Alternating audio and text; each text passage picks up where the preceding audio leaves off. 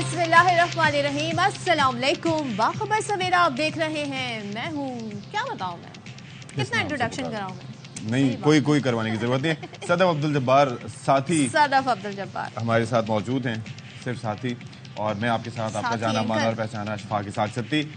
बताने की क्या जरूरत है, सबको पता है ज़ाहिर है कि यहाँ पर है तो साथी एंकर ही होंगे। बात कंप्लीट करें ना, पूरी बात किया करें। पूरी बात किया करें जी, पूरी बात करना बहुत ज़रूरी है। तो बताइए जी, कैसा रहा आपका हफ्ता और इतवार, और इस हवाले से आप हमें अपनी राय से ज़रूर आगाह किया करें और बताया करें कि जी कोई ऐसी चीज़ है जो आपने पॉजिटिव सीखी हो, कोई पॉजिटिविटी आप अपने अंदर लेके आए हों, तो वो जानना बहुत ज़रूरी होता है। तो आपने क्या पॉजिटिव देखा वीकेंड पे सदफ अब्दुल जब्बार?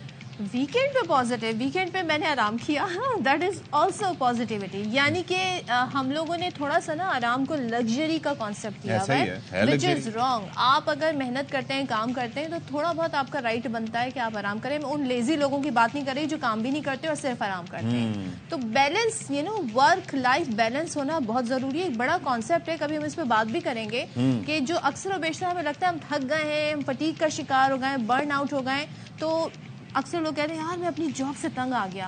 आप अपनी जॉब से तंग नहीं आए होते, आपने रूटीन ऐसी बनाई हुई होती है, और आप बीच बीच में अगर ब्रेक लें, थोड़ा सा रेस्ट करें, थोड़ा वीकेंड एंजॉय करें, अपने आप को जरा से एक ऐसे फेज में, ऐसे मूड में लेकर जाएं जहां पर आप अपनी फैमिली के साथ अच्छा क्वालिटी टाइम गुजारें, तो यकीनन यू विल फील फ्रेश। चलें जी, तो ये हमारा सुबह का भाषण हो गया, ठीक है। Thank you so much. जो आसपास लोग हैं उन्होंने बर्दाश्त किया, जो बाप लोग हैं वो हमें बर्दाश्त करते हैं। मैंने बहुत अच्छी बात बताई है, ये आपकी नजर में है, तो मेरी नजर में भी ऐसा ही है, लेकिन देखें ना, जो आवाज आती है आपको। तो बहरहाल काफी सारे सियासी मामलात हैं, इधर उधर के मामलात हैं, उन पर बात करेंगे, लेकिन पहले टॉप स्टोरीज।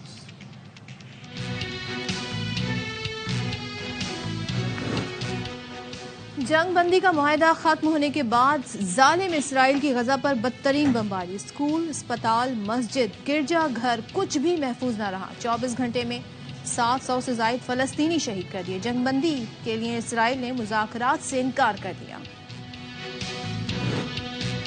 इलेक्शन करीब आते ही सियासी दूरियां बढ़ गई। पीपल्स पार्टी और नून लीग आमने सामने। लीग रहनुमा हनीफ अब्बासी कहते हैं कि पीपल्स पार्टी से इत्तेहाद से बेहतर है नून लीग हुकूमत ही ना बनाए।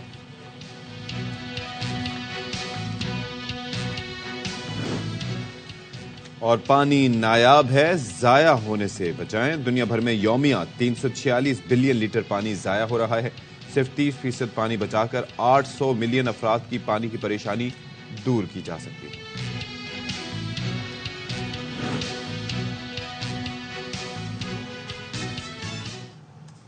चलें जी, तो बात करते हैं 2024 कुछ ही दिनों बाद, यानी कि एक महीने से भी कम टाइम हो गया है, हम उसमें दाखिल हो जाएंगे। और जाहिर है अब लोग इस टाइम पर बड़ा कंपैरिजन करते हैं पूरे साल का। तो हमारी, अगर हम सियासत की बात करें, दुनिया भर में हम देखते हैं, खासतौर पे अमेरिकन इलेक्शन जब होते हैं, जो कि अगले साल होने हैं, तो उनके यहाँ प्रेसिडेंशियल डिबेट होती है। उनके जो कैंडिडेट होते हैं वो आकर अपना प्लान पेश करते हैं, और हर दिन मुख्तस होता है कि किसी दिन आप अपना माशी प्लान देंगे, आप अपनी सेहत के हवाले से, एजुकेशन के हवाले से, यूथ के हवाले से आपके पास क्या आइडियाज हैं और आपके क्या गोल्स हैं, आप क्या करेंगे और कितना बजट आप समझते हैं उसके लिए होना चाहिए, मगर और कैसे अरेंज करेंगे। और जो जिसकी डिबेट सबसे ज्यादा अच्छी होती है, फिर वो स्टेप बाय स्टेप ऊपर आता है। और ना सिर्फ ये कि प्लान पेश करते हैं, बल्कि उस प्लान के ऊपर अपने हरीफ से वो मुबाहिसा भी करते हैं। यानी कि एट टाइम्स तो ये भी होता है कि 4 या 5 कैंडिडेट्स होते हैं जो आपस में गुफ्तगू कर रहे होते हैं और आपस में उनको बात करने का मौका दिया जाता है। और मेरे ख्याल में वो सही फोरम होता है बात करने का, क्योंकि हमारे यहाँ क्या होता है कि एट टाइम्स टीवी पे फलाने बयान दिया, फिर दूसरे ने बयान दिया, कभी भी ये शख्सियात आमने सामने आके शायद एक दफा भी ना बैठी हूँ, बहुत कम ऐसा होता है। मरकजी रहनुमा एक दूसरे पे तंज के तीर बरसाना, जैसे ही सियासी और इंतखाबी मौसम करीब आए तो जलसों में बड़ी बड़ी बातें करना, ऐसे अनरियलिस्टिक प्लान पेश करना। और जब आप उनसे पूछें आपकी माशी टीम क्या है, आपने बजट कैसे डिजाइन किया, आपके पास माशी प्लान क्या है, उसका जवाब नहीं होता। अपनी पिछली कारकर्दगी की कुछ जो असाइनमेंट या कुछ प्रोजेक्ट जो होते हैं उसको गिनवाते हैं। तो इंतखाब का मौसम करीब आते ही अब हम देख रहे हैं जो सियासी जमातें उनमें दूरियां बढ़ रही, करीब ये पहले आ गए थे, दूर तो ये हमेशा से रहे हैं। और पीपल्स पार्टी के चेयरमैन बिलावल भुट्टो जरदारी पार्टी रहनुमाओं के मुसलसल तनकीद के बाद अब मुस्लिम लीग नून के जो रहनुमा हैं हनीफ अब्बासी, वो ये कहते हैं कि पीपल्स पार्टी की हुकूमत के साथ मिलकर अगर नून लीग ने हुकूमत बनानी है, इससे बेहतर है कि हुकूमत ना ही बनाए। تو کافی انہوں نے تنقید کی ہے اور ساتھ میں یہ بھی کہا ہے کہ شہباز شریف کے والے سے اخلاق سے گری باتیں کی ہیں بلاول. پیپلز پارٹی کو محنت کر حسد نہ کر. پیپلز پارٹی کے پاس کارکردگی کوئی نہیں ہے, ان کے پاس کارکردگی نہیں ہے, ہمارے پاس کارکردگی ہے. ہمارے ساتھ 16 ماہ اتحاد میں رہے ہیں وہ. اب تو انشاءاللہ اتحادی حکومت اس لیے بنتی مجھے نظر نہیں آ رہی کہ اگر اتحادی حکومت ہی بنانی ہے نا تو اس حکومت سے بہتر حکومت نہ ہی بنے ہمارے. شوباز جب کہا ہے آپ بھی شوبازی کر لیں لاڑکانہ کو بہتر کر کے, آپ بھی شوبازی کر لیں کراچی کو بہتر کر کے. پنجاب میں ہم انشاءاللہ تعالیٰ جیتیں گے, پنجاب میں جیتیں گے تو ہم وزیر اعظم بنیں گے نا. بلوچستان کے اندر ہم علیحدہ حکومت بنا رہے ہیں, نون لیگ حکومت بنا رہی ہے. کے پی کے اندر ہم مولانا فضل الرحمان نے جیسے کہہ دیا کہ ہم 7 نون کے چلیں گے, وہاں ہماری اتحادی حکومت بنے گی. اور سندھ کے اندر ہمارا ٹکر کا مقابلہ ہوگا اتحاد کی صورت میں پیپلز پارٹی کے ساتھ. اچھا, فیصل کریم کنڈی صاحب جو کہ پیپلز پارٹی کے رہنما ہیں وہ یہ کہتے ہیں کہ نون لیگ سے اتحاد کا فیصلہ وقت آنے پر ہوگا. حکومت بنانے کی خواہش نون لیگ کی ہو سکتی ہے, یہ حکومت بنا نہیں سکتے.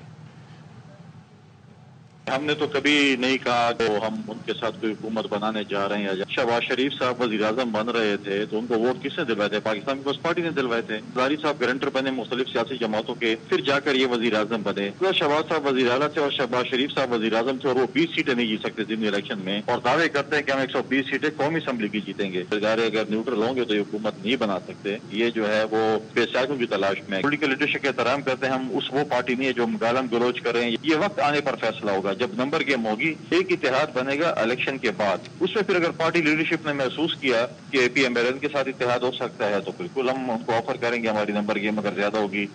اچھا, یہ تو دو پارٹیاں الگ الگ پارٹیاں ایک دوسرے کے اوپر الزامات لگا رہی ہیں, لیکن نون لیگ کے اپنے اندر سے ہی کچھ پارٹی رہنما اپنی پارٹی کے حوالے سے بڑے بیانات دے رہے ہیں. دانیال عزیز پچھلے دنوں کافی ان کی جو پریس کانفرنس تھی اور پھر بیانات ٹی وی پہ بڑے وہ سرکولیٹ ہوتے رہے, اور اس کے حوالے سے اب سعد رفیق کہتے ہیں کہ دانیال عزیز اگر خفا ہیں یا ان کو کوئی شکایت ہے تو پارٹی کا فورم استعمال کرتے, اس طرح انہیں پبلکلی نہیں آنا چاہیے تھا.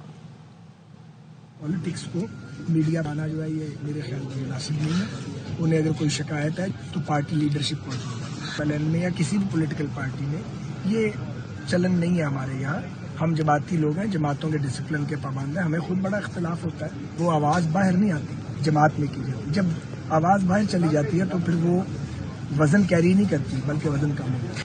تو بات کر لیتے ہیں بیورو چیف اسلام آباد خاور گھمن صاحب ہمارے ساتھ موجود ہیں. Thank you so much for joining us Khawar صاحب.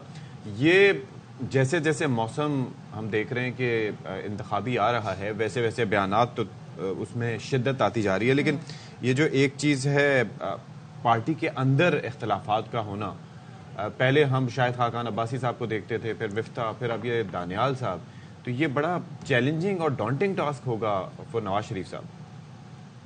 جی ظاہر ہے, دیکھیں ایک چیز ذہن میں رکھیے گا کہ دانیال عزیز اگر احسن اقبال کے اوپر جو تنقید کر رہے ہیں تو یہ کوئی عام احسن اقبال صاحب نہیں ہے. احسن اقبال صاحب اگر دیکھا جائے تو وہ پاکستان مسلم لیگ نون کے پوسٹر بوائے ہیں. وہ 2025 کا ویژن ہو, وہ سی پیک کو آگے بڑھانا ہو, وہ جو ترقیاتی کاموں کا کچھ وہ سہرا لیتے ہیں کہ جناب اعلیٰ اپنے سارے کے اوپر سجاتے ہیں کہ ہم نے یہ اچھے کام کیے, تو وہ تمام تر جو چیزیں ہیں وہ احسن اقبال صاحب کہتے ہیں کہ ظاہر ہے میں نے کی وہ پلاننگ کمیشن کے چیئرمین بھی تھے, لہٰذا اگر احسن اقبال کو ٹارگٹ کیا جا رہا ہے تو میرے حساب سے یہ جو سمٹمز ہیں اشارے کو کافی بڑی جو ہے پارٹی کے اندر دراڑ کی بات ہو رہی ہے. اور ایک بات مت بھولیے گا کہ جو احسن اقبال صاحب ہیں وہ قریب سمجھے جاتے ہیں شہباز شریف صاحب کے, اور دانیال عزیز جو ہیں وہ ان کی قربت رہی ہے ماضی کے اندر جب یہ میڈیا سیل ہوا کرتا تھا مسلم لیگ نون کا 2013 سے 2018 تک, خاص طور پر یہ مریم نواز صاحبہ کے بہت قریب سمجھے جاتے ہیں. لیکن خاور صاحب what I am asking is کہ جب میاں صاحب یہاں پر نہیں تھے تو چلو چیزیں سمجھ میں آتی تھیں, لیکن وین ہی کیم بیک تو اس وقت بھی ہم یہی بات کر رہے تھے کہ the first task would be کہ اپنا گھر جو ہے اس کو اسٹیبل کریں, پھر اس کے بعد دوسروں سے مقابلہ کریں. تو یہ اس پہ توجہ ویسے آپ کو نظر آتا ہے کہ ان کی یا نہیں ہے؟ دیکھیں ظاہر ہے پولیٹیکل پارٹی ہے, وہ مانیں گے تو نہیں, وہ جس طرح آپ دیکھ رہے ہیں کہ کلیریفائی بھی کر رہے ہیں, لیکن مجھے جو لگ رہا ہے کہ جو میری کچھ پی ایم ایل این کے لوگوں سے بات ہوئی ہے, جو تھوڑی بہت ہماری اسیسمنٹ ہے کہ اس وقت جو ہے ظاہر ہے آپ نے دیکھا کہ 2 دن پہلے بھی یہ خبر بھی آئی کہ محترم نواز شریف صاحب نے وہ ٹکٹوں کی تقسیم کا سارا معاملہ وہ اپنے ہاتھ میں رکھ لیا ہے. حالانکہ صدر تو شہباز شریف صاحب ہیں، لیکن وہ کہتے ہیں کہ ہر شخص جس کو ٹکٹ دی جائے گی اس کا پرسنلی اس کا میں خود انٹرویو کروں گا، اور جو ہے جب تک میں خود راضی نہیں ہوں گا یا میں خود سیٹسفائی نہیں ہوں گا تو یہ ٹکٹ ایشو نہیں کیا جائے گا. تو یہ اشارے آپ کو نظر آئیں گے. یس، میرے حساب سے یہ کوئی عام بات نہیں ہے. ابھی انہوں نے شوکاز کیا بھی ہے جو ہے نون لیگ نے دانیال عزیز صاحب کو، لیکن دانیال عزیز تواتر کے ساتھ بات کر رہے ہیں. کل آپ نے دیکھا ہوگا کہ انہوں نے اب جو ہے مریم اورنگزیب صاحبہ کو بھی اچھی خاصی تنقید کا نشانہ بنایا ہے کہ جی وہ جس انداز سے انہوں نے یہ خاور آپ آنے والے دنوں میں کیا آپ مزید ایسا دیکھ رہے ہیں، کیونکہ یہ اسٹارٹ ہوا تھا سارا معاملہ شاہد خاقان عباسی، مفتاح اسماعیل، یہ وہ لوگ تھے اور ابھی بھی ان کے پارٹی میں اندر اختلافات ہیں، گو کہ پارٹی کا حصہ ہیں. تو آپ کو لگتا ہے آگے جا کے اور بھی دیگر رہنما اپنے تحفظات کا اظہار کر سکتے ہیں؟ جی بالکل کر سکتے ہیں. آپ دیکھیے گا کہ پی ڈی ایم کی جب حکومت تھی، وہ لوگ جو مریم صاحبہ یا نواز شریف صاحب کا کیمپ جسے مانا جاتا ہے، خاص طور پر آپ نے دیکھا کہ وہ جاوید لطیف صاحب وہ وزیر بے محکمہ رہے، ان کو فیڈرل منسٹر تو بنا دیا گیا، ان کو کوئی محکمہ نہیں دیا گیا. اس طرح بڑے امپورٹنٹ جو محمد زبیر صاحب ظاہر ہے اسپوکس پرسن تھے، جو ابھی تک بھی ہے میرے خیال میں نواز شریف صاحب اور مریم صاحبہ کے، ان کو کابینہ کے کسی قریب بھی نہیں پھٹکنے دیا گیا. حالانکہ خسفاؤ کے قریب جو آپ کو پتا ہے کہ وزارتیں تھی، ہر روز کو 2-4 نئے اسسٹنٹ کو نئے اسٹیٹ منسٹر وغیرہ اپوائنٹ ہو جاتے تھے. تو یہ ایک دراڑ ہے، اور بنیادی طور پر جو معاملہ چل رہا ہے، جو سمجھ آ رہی ہے وہ یہ کہ پارٹی کے اندر کچھ لوگوں کی یہ رائے ہے، وہ یہ ہے کہ شہباز شریف صاحب صلح پسند ہے، مسالت پسند ہے، لہذا جو ہے نا یہ آنے والا جو حکومت بنانے کا معاملہ ہے یا کمپین کا جسے کہتے ہیں حکومت بنانے کے حوالے سے بات کرنی ہے، تو شہباز شریف صاحب کو آگے رکھا جائے. کیونکہ ماضی کے اندر بھی 3 دفعہ محترم نواز شریف صاحب حکومت میں آئے، تو وہ ظاہر ہے جب بھی پرائم منسٹر بنتے ہیں تو وہ لڑائی شروع کر دیتے ہیں. لہٰذا ہمیں ایک ڈفرینٹ اسٹریٹجی اپنانی چاہیے. یہ کوئی بات ہمیں سمجھ آ رہی ہے. لیکن ظاہر ہے جس طرح آپ نے دیکھا کہ ہر پارٹی کے اندر ایک شخصیت ہوتی ہے جس کے ارد گرد پاکستان کے اندر وہ جو ایک فیوریٹ کا تاثر جو پیپلز پارٹی کہتی ہے کہ اگر فری اینڈ فیئر الیکشن کرانے یوسف رضا گیلانی نے کہا، تو یہ جو فیوریٹ کا تاثر ختم ہونا چاہیے. تو وہ ٹیگ بھی صرف آپ سمجھتے ہیں نواز شریف تک محدود ہے یا شہباز شریف کے لیے بھی اصطلاح استعمال کی جاتی ہے؟ نہیں، میرے خیال میں وہ تو ٹیگ کا جہاں تک تعلق ہے، جسے وہ ظاہر ہے وہ لاڈلا کا وہ لقب دیا جاتا ہے، وہ یہی ہے کہ جو پیپلز پارٹی ٹارگٹ کر رہی ہے پاکستان مسلم لیگ نون کو، تو وہ تو یہی ہے نا کہ جی جس طرح نواز شریف صاحب ملک میں آئے، وہاں سے جس طرح ان کا پھر وہاں سے ان کو جو ہے الوداع کیا گیا، لندن سے ہائی کمشنر نے کیا، یہاں پہ جب وہ لاہور پہنچ، پہلے اسلام آباد میں جس طرح ان کو ریسیو کیا گیا، پھر لاہور میں جس طرح ریسیو کیا گیا، جو معاملات چل رہے ہیں، تو وہ تو ظاہر ہے میں جس طرح میں عرض کیا کہ پارٹی تو نواز شریف صاحب کے ارد گرد ہی گھومتی ہے، انہی کا بیانیہ ہی آگے بڑھے گا یا چلے گا. لیکن ظاہر ہے ہمیں نہیں بھولنا چاہیے کہ شہباز شریف صاحب کو بھی جو ہے انہوں نے بھی حکومت 16 مہینے کی ہے، ان کو بھی اب اقتدار خاص طور پر اسلام آباد اور بحیثیت chief executive of the country, وہ بھی سمجھتے ہیں کہ ان کو کم وقت ملا ہے، اور اگر نیکسٹ چانس ملتا ہے تو شاید ان کے پاس یہ وہ زیادہ بہتر اور موزوں ایک امیدوار ہو سکتے ہیں. یس، میری رائے میں جو آپ کا سوال ہے کہ آنے والے دنوں کے اندر کیا یہ اختلافات مزید بڑھتے ہوئے نظر آئیں گے، اس طرح کے بیانات آپ ضرور دیکھیں گے کہ آنے والے دنوں کے اندر ظاہر ہے ہر علاقے کے اندر دھڑے بندی ہوتی ہے. اپنے جو آپ کے جو نیچے لوگ ہوتے ہیں، ایم پی ایز ہوتے ہیں، یا اپنے ڈسٹرکٹ کے اندر جو آپ کو سپورٹ کرتے ہیں، تو آپ کی خواہش ہوتی ہے کہ ان کو ٹکٹس ملیں اور وہ آپ کا دڑا مضبوط ہو. تو اس حوالے سے بھی ظاہر ہے یہ سیاست تو آگے بڑھے گی. لیکن یہ جو ایک ہے بالکل ایک آپ کو تقسیم نظر آتی ہے کہ ایک جو طریقہ سیاست شہباز شریف صاحب اور ان کے قریبی لوگوں کا ہے وہ مختلف ہے، اور ظاہر ہے جو نواز شریف صاحب ہیں وہ ذرا تھوڑا سا وہ ایک ہارڈ لائن لیتے ہیں مختلف ایشو کے اوپر، وہ مختلف ہے. اور پارٹی کے اندر اکثریتی رائے اب یہی پائی جا رہی ہے کہ چونکہ حالات موزوں ہیں، ہواؤں کا رخ اگر ہمارے ساتھ ہے تو ہمیں جو ہے تھوڑا سا تحمل کے ساتھ آگے بڑھنا چاہیے اور بہتر معاملہ تو آگے لے کے جانا چاہیے. کیونکہ نواز شریف صاحب کا ایک ماضی رہا ہے، وہ تھوڑے سے پارٹی کے کچھ لوگ ڈرے ہوئے ہیں کہ ایسا نہ نواز شریف صاحب پھر کہیں کسی موقع کے اوپر کوئی ایسی لائن ہارڈ لائن لینے کے ہمارا جو ہم نے ایک پورا ایک इस वक्त माहौल बना वो खराब ना हो जाए हमारे हाथ में। चल, थैंक यू सो मच। खबर को हमारे साथ है ब्यूरो चीफ इस्लामाबाद। ज़ाहिर है इस वक्त पाकिस्तान का जो सियासी मंजरनामा है उस पर देखें आगे आने वाले दिनों में क्या होता है। पार्टी मुहिम अब तेज होगी। अब जब शेड्यूल अनाउंस हो जाएगा इलेक्शन कमीशन के आने से बाकायदा, कब इलेक्शन बाकायदा तौर पे मरहलावार होने, डेट तो आ गई है लेकिन बाकायदा जो शेड्यूल है वो सामने आ जाएगा। अच्छा जी, तो अब ये है कि निगरां वजीर इत्तलात मुर्तज़ा सोलंकी साहब जो हैं वो कहते हैं कि हुकूमत अपनी मियाद में एक दिन की भी तोसी नहीं चाहती। अच्छा, मतलब आप ये देख लें तो, लेकिन मेरे ख्याल में वो होगी तो सही, तोसी ऑटोमेटिकली होगी, लेकिन वो नहीं चाहते। और फिर ये कहते हैं कि इलेक्शन शफाफ होंगे, इस रेस में हमारा कोई घोड़ा नहीं, और हर जमात के लिए लेवल प्लेइंग फील्ड का मायने ये है कि सिर्फ उसे खेलने दिया जाए, यानी कि उन्होंने शिकवा भी किया। अच्छा, एक नई तशरीह आ गई लेवल प्लेइंग फील्ड। अच्छा जी, अब अच्छी खबर एक आपको दें, वो ये है कि दुबई में मुनक़िदा आलमी मालियाती कॉन्फ्रेंस की तकरीब में एक पाकिस्तानी स्कूल ने, याद रखें, एक पाकिस्तानी स्कूल ने ज़ैद सस्टेनेबिलिटी अवार्ड जीत लिया। जबरदस्त। मतलब हम माहौलियाती कहते हैं ना, आलूदगी, माहौलियाती चेंजेस का कितना शिकार है, क्या डिजास्टर होते हैं, उसके बावजूद हमारी एफर्ट जी सराही जा रही हैं। और आपको ये भी बता दें कि दोनों जो लड़कियां हैं, जो स्टूडेंट हैं, उनको बाकायदा तौर पर अवार्ड दिया गया। तकरीब के मेहमान खुसूसी सदर यूएई शेख मोहम्मद बिन जायद अल नहयान थे। उन्होंने कोर्ट एजुकेशन की होनहार तालबों को अवार्ड से नवाजा। और 2005 के हौलनाक ज़लज़ले के बाद ये जो स्कूल है, जिसे एजुकेशन कोर्ट एजुकेशन कॉम्प्लेक्स कहा गया है, ये बच्चों के लिए बनाया गया था, यतीम बच्चों के लिए। इस स्कूल की 2 तालबात हैं, किंजा और सुमैया। उन्होंने मुकाबले में कम से कम पानी से बाग उगाने का मंसूबा पेश किया। तो द टीम जबरदस्त भाई। कोर्ट एजुकेशन स्कूल जो है 2005 के ज़लज़ले के बाद कायम हुआ था, और इन 2 तालिबात ने जो कि टीम है पाकिस्तान का नाम रोशन कर दिया, और बड़ा अच्छा एक और सेहत, पानी, खुराक, तवानाई, मौसमियाती तब्दीली के शोबे में जी सस्टेनेबिलिटी अवार्ड जीतने वाली टीम के लिए $10 लाख का इनाम रखा गया है। तो वजीर आजम ने बड़ी खुशी का इज़हार किया। यकीनन पाकिस्तान के लिए it's a movement of pride. और इन दोनों तालिबात के लिए जिन अल्फाज में उन्होंने खूबसूरत अल्फाज में खराज तहसीन पेश किया, ये देखते हैं। Definitely they both deserve a big round of applause. और यही नहीं, पाकिस्तान ने एक और महाज पर बड़ी कामयाबी हासिल की है, और हासिल किसके खिलाफ की? Against India. यानी इंडिया जब कंपटीशन में हो तो अमूमन ये तासुर पाया जाता है because of the influence of India, because their economic हजम कह लें आप, उनका जो साइज है इकोनॉमिक का, उसको देखते हुए पाकिस्तान की सिफारती महाज पर भारत के खिलाफ बड़ी कामयाबी।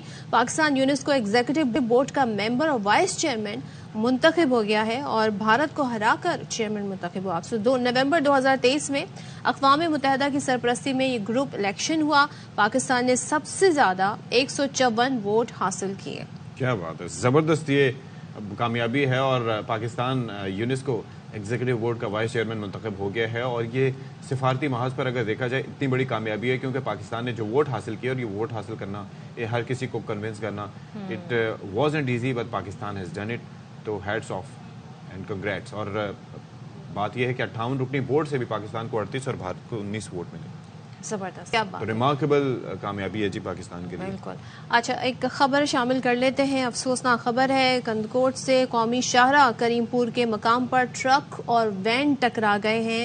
7 अफराद जाँ बहक हो गए हैं। जो खबर आई है, रेस्क्यू जराए बता रहे हैं कि हादसा धुंध के बाइस पेश आया। मुतादिद अफराद जख्मी भी हुए हैं। लाशों और जख्मियों को अस्पताल मुंतकिल किया जा रहा है, जबकि ट्रक कराची से पंजाब और वैन कंदकोट से सखर जा रहा है। अगर इसको ये कहा जाए कि एक ट्रक ने वैन को रौंद दिया, क्योंकि ये यकीनी सी बात है कि इसमें जो जाँ बहक होने वाले हैं उनकी तादाद, जो भी नंबर होगा वो वैन से ही होगा, और टक्कर वैसे भी बराबर की चीज़ों में होती है। यहाँ पर यह है कि ट्रक ने वैन को रौंद दिया, और इसके नतीजे में ये अफराद अपनी ज़िंदगी की बाजी हार गए। एक तो धुंध एक फैक्टर हो सकता है, और दूसरा तेज़ रफ्तारी, जो कि अमूमन हम इस तरह के हादसात में देखते हैं कि जो ट्रक वाले होते हैं वो हमेशा तेज़ रफ्तार आ रहे होते हैं। सो इस मौसम में खासतौर पर जब धुंध है तो एहतियात करना ज़रूरी है। बहरहाल गलती किसी की भी हो सकती है, लेकिन मामला यही है कि रौंद दिया ट्रक ने। तो ब्रेक लेते हैं। ब्रेक के बाद आते हैं।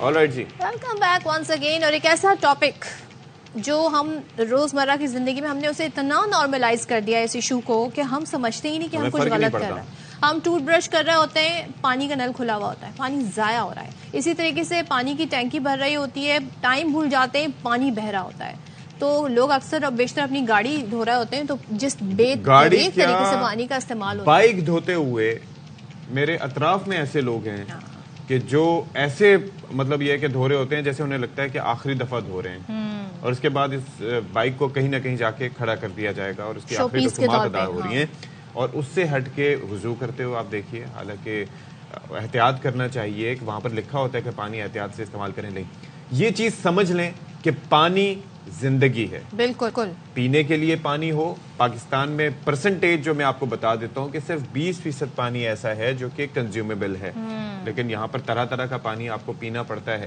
کئی علاقے ایسے ہیں جہاں پر صاف پانی میسر بھی نہیں ہے. پھر جو ہمارا پانی ضائع ہوتا ہے، یعنی کہ جو ہمارے پاس واٹر سٹوریج پراپر نہ ہونے کی وجہ سے تقریباً 32 ملین ایکڑ فٹ سے زائد کا پانی جو ہے وہ سمندر برد ہو جاتا ہے. تو اور پھر جو گھروں میں پانی جاتا ہے یا زیر زمین پانی ہے. لاہور کی مثال میں دے دیتا ہوں آپ کو کہ لاہور میں پہلے 40 سے 50 فٹ پہ پانی آ جایا کرتا تھا، اب 300 سے 400 فٹ یا بلکہ اس سے بھی نیچے جانا پڑتا ہے، آپ کو ڈرلنگ کرنی پڑتی ہے، پھر آپ کو پانی ملتا ہے. جو لوگ بورنگ کے کانسیپٹ سے واقف ہیں ان کو یہ آئیڈیا ہے کہ پہلے کتنا آسانی سے پانی مل جایا کرتا تھا، اس کی کاسٹ کتنی کم ہوتی تھی بور کرنے کی، اب کتنی زیادہ بڑھ گئی ہے. بالکل. تو یقیناً ہم گھروں سے لے کے آپ چاہے وہ بڑی بڑی فیکٹریاں ہوں، جس طریقے سے پانی کا بے دریغ جو ہے وہ اس کو ضائع کیا جا رہا ہے. خاص طور پہ ہم دیکھتے ہیں جہاں سے پانی آ رہا ہوتا ہے وہاں پہ بیشتر اوقات پائپ لائنیں ٹوٹی ہوئی ہوتی ہیں جگہ جگہ سے، جس کی وجہ سے پانی ضائع ہوتا ہے. تو پاکستان سمیت آج دنیا بھر میں پانی کے ضائع ہونے کے حوالے سے دن منایا جا رہا ہے کہ ایسا کیوں ہوتا ہے، اس کی وجوہات کیا ہیں اور اس سے کتنا نقصان ہو رہا ہے ہماری زمین کو.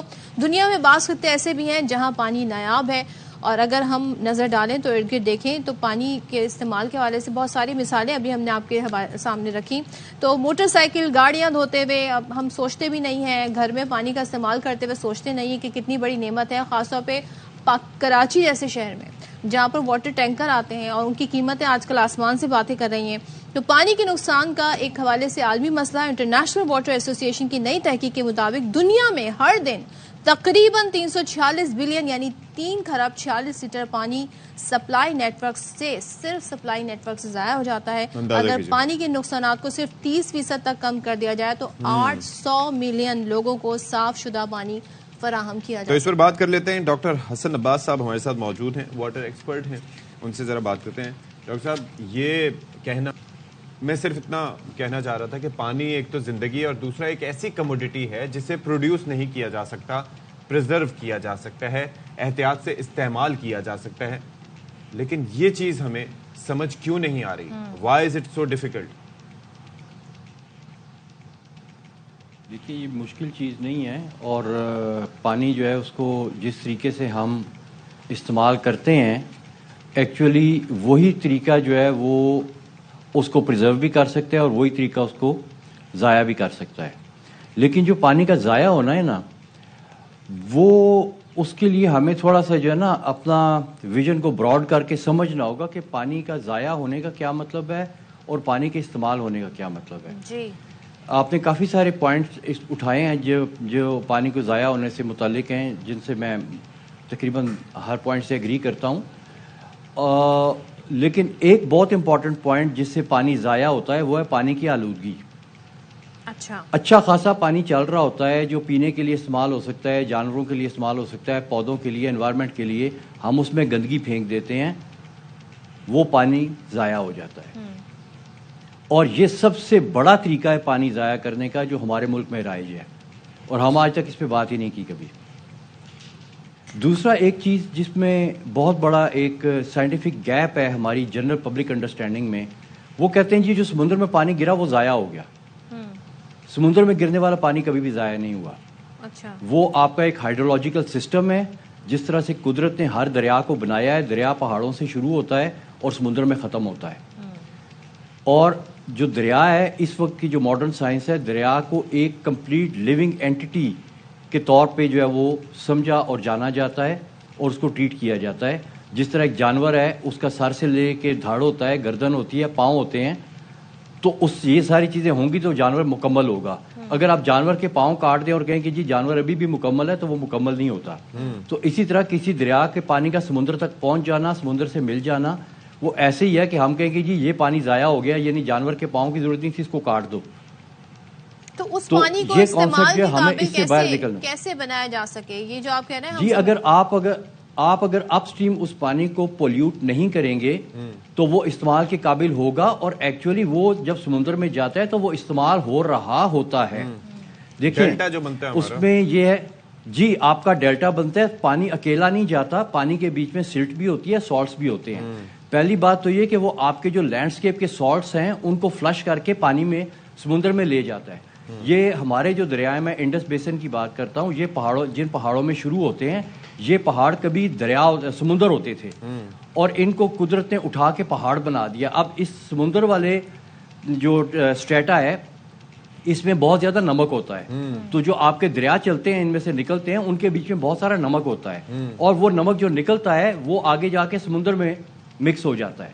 اور یہ انوائرمنٹ کا بنایا ہوا سسٹم ہے. جو ڈاکٹر صاحب مجھے یہ بتا دیجیے، ایک چیز مجھے یہ بتائیے کہ ابھی تو ہمارے پاس آپ کہہ رہے ہیں کہ پروسیس صحیح ہے اور اس کی وجہ سے وٹ آئی اگری از کہ زمینوں کا کٹاؤ کم ہوتا ہے، یعنی کہ ورنہ تو آپ کو پتہ ہے نا سمندر بڑھتا ہی چلا جائے گا.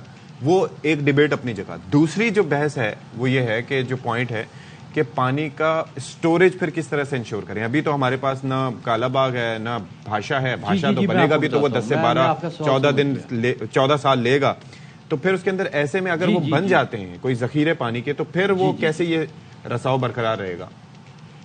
پہلی بات تو یہ ہے کہ آپ پہلے تو یہ دیکھیں کہ قدرت نے آپ کو کیا ذخیرے بنا کے دیے ہوئے ہیں.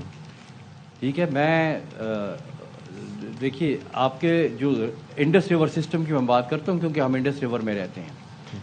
انڈس ریور سسٹم میں پانی کے 3 میکینزمز ہیں جو پانی کو سٹور کرتے ہیں. ایک آپ کے گلیشیئرز ہیں، ٹھیک ہے، پھر جو دریا کے بیچ میں پانی چل رہا ہے جو آپ کو نظر آ رہا ہے لینڈسکیپ میں، وہ بھی ایک طرح کی آپ کہہ لیں ڈائنامک سٹوریج ہے جو دریا میں پانی چل رہا ہے. ٹھیک ہے، اور تیسری آپ کی زیر زمین سٹوریج ہے. یہ 3 ذخیرے ہیں آپ کے پاس. ایسے ہی آپ کا کام ہے کہ آپ اپنے آپ کو اڈیپٹ کریں. کلائمیٹ چینج کی جب آپ بات کرتے ہیں تو it is all about adaptation, اور اس میں وہ ملک سروائیو کریں گے جو چینجنگ کلائمیٹ کے ساتھ اڈیپٹ کرنا کی صلاحیت جو ہے وہ اپنے بیچ میں پیدا کریں گے. تو اڈیپٹیشن کا مطلب یہ ہے کہ اب آپ نے جو یہ 3 ذخیرے قدرت نے بنا کے دیے ہیں پانی کے، آپ نے ان کے ساتھ اپنے آپ کو اڈیپٹ کرنا ہے. یعنی جس طرح قدرت ان ذخیروں کو چلاتی ہے آپ نے اپنے لائف سٹائل کو اس کے مطابق کرنا ہے، نہ کہ آپ نے ان ذخیروں کو الٹا سیدھا کرنا ہے. آپ کہیں جی گلیشیئر میں سٹوریج ہے تو گلیشیئر کو پھر لا کے پانی لے آؤ تو بیڑا غرق ہو جائے گا اوپر گلیشیئر انوائرمنٹ کا.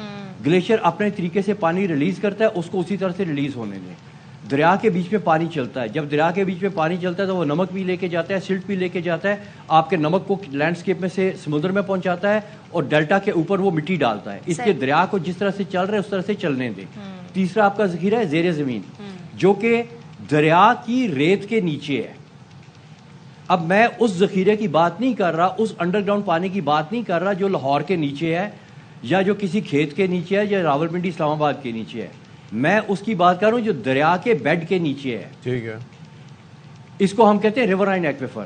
اوکے، پاکستان میں اس ریت کے بیچ میں جو پانی ہے وہ صاف ہے، پینے کے قابل ہے. ٹھیک ہے، نیسلے کی بوتلوں سے بہتر اس کی کوالٹی ہے. اچھا، اور اس کی جو سٹوریج ہے وہ 500 ملین ایکر فیٹ کے قریب ہے. اس وقت بھی وہ سٹوریج آپ کے پاؤں کے نیچے آپ کے دریاؤں میں بھری ہوئی ہے. اس کے اوپر آپ نے پروجیکٹ کرنا ہے، اس کے ساتھ آپ نے اڈیپٹیشن کرنی ہے اور اس ذخیرے کو استعمال کرنا ہے. آپ ایک ڈیم کی بات کرتے ہیں، ایک ڈیم آپ کا 15 سال میں بنے گا، $30 بلین کھا جائے گا آپ کے، اور 5 ملین ایکر فٹ پانی سٹور کرے گا. یہ بنا بنایا ذخیرہ آپ کے پاؤں کے نیچے ہے، اس میں 500 ملین ہے. تو اب آپ خود سوچیں کہ آپ کی انویسٹمنٹ کہاں پہ جانی چاہیے. بالکل بالکل صحیح. تو میں اس پروگرام کے توسط سے پالیسی میکرز کو کہوں گا کہ اپنی انویسٹمنٹ پرائرٹیز اس ذخیرے کی طرف مرکوز کریں جو 500 ملین ہے، صاف ستھرا ہے، اور اس کو پراپر مینیج کر کے ہم اپنے تمام مسائل کا حل کر سکتے ہیں. اور ہمارے دریا چل کے سمندر میں جا کے قدرت کے ساتھ، نیچر کے ساتھ اور کلائمیٹ چینج کے ساتھ ہم آہنگ ہو سکتے. بالکل، پالیسی میکرز جو ہے اس چیز پر سوچنا ہوگا. Thank you so much doctor Hasan Abbas. یہ بڑا انٹرسٹنگ ایک پوائنٹ انہوں نے ریز کیا، لیکن بات یہ ہے کہ وہ جو ڈیمز بنتے ہیں نا تو ان کے اندر ایک چیز یہ ہوتی ہے کہ ساتھ میں ان سے پاور بھی جنریٹ ہوتی ہے, وہ نیویگیشن بھی, فلڈ کنٹرول کے بھی کام آتے ہیں ان کیس کہ اگر ایسا کچھ ہوتا ہے تو کافی سارے کام ہوتے ہیں جی ڈیم کے, صرف واٹر سٹوریج نہیں ہوتی. بالکل, اور اگر اس پر ظاہر ہے اچھی کہتے ہیں نا سنسیئرٹی کے ساتھ کام کرنا شروع کیا ہے تو بہت ساری ایسے مسئلے ہیں جو حل ہو سکتے ہیں. اب آپ کو بتاتے ہیں, پچھلے دنوں ہم نے آپ کو بتایا تھا کہ آرٹس کونسل کراچی میں عالمی اردو کانفرنس جاری ہے. وہ کانفرنس اب اختتام پذیر ہو گئی ہے اور تمام ترجیح تہذیب و ثقافت اور فنون لطیفہ کی رعنائیاں سمیٹتے ہوئے آخری روز انور مقصود, بشرا انصاری اور تہذیب حافظ اور دیگر جو معناس شخصیات ہیں ان کی سیشنز ہوئے. اس پر رپورٹ کر رہے ہیں فاروق سمیع, تو پہلے وہ دیکھ لیتے ہیں. عالمی اردو کانفرنس کے آخری روز شرکا کی بڑی تعداد اپنے پسندیدہ شاعروں, دانشوروں, مصنفوں اور اداکاروں کو دیکھنے اور سننے آرٹس کونسل کراچی پہنچی. اب جگر تھام کے بیٹھو, میری باری آ گئی. چوتھے روز مجموعی طور پر 16 سیشن ہوئے اور 6 کتابوں کی رونمائی ہوئی. انور مقصود کی باتوں اور گلزار کی شاعری کا سب کو انتظار تھا, لیکن انور مقصود دستیاب ہوئے تو گلزار سے رابطے اچانک منقطع ہو گئے, جس سے ان کے چاہنے والوں کو کچھ مایوسی ہوئی. لیکن انور مقصود کی مختصر پر اثر باتوں نے اگلے کچھ لمحوں میں خے بکھیر دیے. گلزار صاحب سے رابطہ نہیں ہو رہا ہے. 5:30 بجے ان سے بات ہوئی ہے اور شاید وہاں کے حالات ایسے ہوں, کسی نے فون کیا ہو کہ آپ پاکستان کے بارے میں, کیونکہ ان کا گاؤں تھا جھیلم میں, اس کو یاد کرتے ہیں. لوگ اصل میں ہندوستان میں راکھی ہاتھ پہ باندھتے ہیں, گلزار صاحب نے گلے میں باندھ لی تھی. ہر سال میں یہاں آتا ہوں, کچھ نہ کچھ کہتا ہوں. اس سال تھوڑی سی پابندی ہے. شاہ صاحب نے مجھے لکھ کے دیا ہے, انور صاحب خالی ڈرپوکوں پہ بات کریں. شاہ صاحب سچے آدمی ہیں, مگر ایک سندھ کے انفارمیشن منسٹر کے لیے سچ بولنا ایک گناہ ہے. سیشن میں بشرا انصاری, مستنصر حسین تاڑر سے ایک ملاقات کو بھی شرکا نے بہت پسند کیا. نوبت یہ آ گئی کہ چاہنے والے زیادہ ہو گئے اور جگہ کم پڑ گئی. شاعر تہذیب حافظ سے مکالمے کی نشست جان ایلیا لان میں ہوئی, جس میں نوجوانوں کی بڑی تعداد نے شرکت کی. قسم ہے آدم و حوا کی پہلی آشنائی کی, میرے ہمراہ تم ہوتی تو میں تسموں سے دنیا باندھ دیتا. کانفرنس کے اختتامی سیشن میں صوبائی وزیر احمد شاہ نے شریک تمام شرکاء کا شکریہ ادا کیا, جبکہ 10 سے زائد قراردادوں کو بھی منظور کیا گیا. عالمی اردو کانفرنس سال 2023 اس عہد کے ساتھ اختتام پذیر ہوئی کہ اردو کو اس کا جائز حق دلانے اور اردو ادب کے فروغ کے لیے کاوشوں کو مزید تیز کیا جائے گا. کیمرہ مین محمد یعقوب اور شاہد ورانی کے ساتھ فاروق سمیع, ARY نیوز کراچی.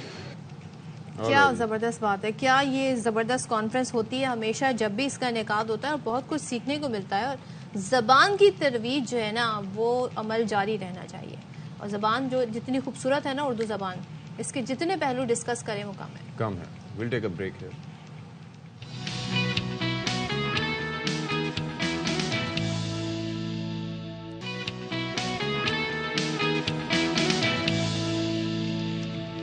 اچھا جی, یہاں پر ایک خبر آپ کو دے دیں کہ پاکستان اسٹاک مارکیٹ میں زبردست تیزی دیکھنے میں آئی ہے اور 100 انڈیکس 62,000 کی جو حد ہے اس کو بھی عبور کر گیا ہے, اور PSX انڈیکس میں 688 پوائنٹس کا اضافہ ہوا ہے اور اس وقت 62,380 پوائنٹس پر یہ انڈیکس ٹریڈ کر رہا ہے. اچھا جی, اب تھوڑا سا غزہ کی صورتحال پہ بات کر لیتے ہیں. آپ یہ دیکھیے کہ ہم یہ سوچ رہے تھے کہ یہ جو جنگ بندی ہے اس میں توسیع ہوتی جائے گی, اور یہ جو مستقل جنگ بندی ہے یہ عارضی جنگ بندی ہے, یہ ایک مستقل طور پر ایک قیام امن کا پیش خیمہ ثابت ہوگی, لیکن ایسا نہیں ہوا. اسرائیل کی جانب سے وحشیانہ بمباری ایک بار پھر سے شروع ہو گئی ہے, اور وہ نشانہ بناتا ہے نہتے فلسطینیوں کو جن کے اوپر زندگی پہلے ہی تنگ ہے. اور یہ جو 7 روزہ جنگ بندی ہوئی, عارضی جنگ بندی ہوئی, جس میں تھوڑا ریلیف ملا فلسطینیوں کو, اس کے بعد جس طریقے سے اسرائیل نے بمباری شروع کی ہے, تو اب نہ صرف غزہ بلکہ ویسٹ بینک, خان یونس کا جو علاقہ ہے وہاں پر بھی سلسلہ جاری ہے. سب سے جو مشکلات ہم دیکھ رہے ہیں وہ ان ہاسپٹلس کو جب نشانہ بنایا جاتا ہے جہاں پر بچے زخمیوں کو ٹریٹ کیا جا رہا ہے. تقریباً 6,500 کے قریب بچے بتائے جا رہے ہیں جو شہید ہوئے. 15,500 7 اکتوبر سے لے کر اب تک فلسطینی شہید ہو گئے. بیچ میں کوششیں ہوئی, یہ کوششیں کہاں تک کامیاب ہوئی اور کیوں یہ عارضی جنگ بندی ہوئی؟ جیمی کاربن کو میں سن رہی تھی, وہ یہ کہہ رہے تھے کہ ہمیں یہ ایک ریالٹی سے بہت ڈفرینٹ بات ہے کہ ہم جنگ میں بات کر رہے ہیں کہ دیر شوڈ بی اے پاز. انہوں نے کہا یہاں پر فل سیز فائر ہونا چاہیے, ہمیں اس کی ڈیمانڈ کرنی چاہیے. تو اس کی ڈیمانڈ کیوں نہیں کی جا رہی؟ ساری صورتحال پر ہمارے ساتھ بات کرنے کے لیے موجود ہیں ڈپٹی ہیڈ آف مشن فلسطینی سفارت خانہ نادر الترک. السلام علیکم. گڈ مارننگ ٹو یو نادر. السلام علیکم. Good morning, sister. Can you tell us, like, Israel has resumed airstrikes in Gaza and other areas after a week-long truce ended. So how would you describe the current situation, the current crisis going on in Palestine, Gaza or Khan Yunus? How bad it is? First, thanks a lot for giving me the opportunity to be your guest this morning.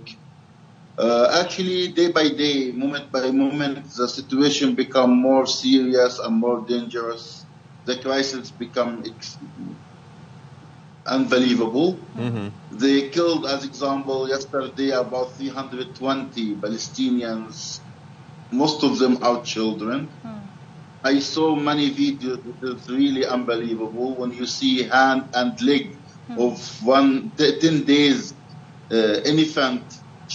Child, only his head, his leg and hands is available, and the rest of the body just damaged with the bomb. You can see what kind of views our people and what kind of life they are living since about 60 days until now.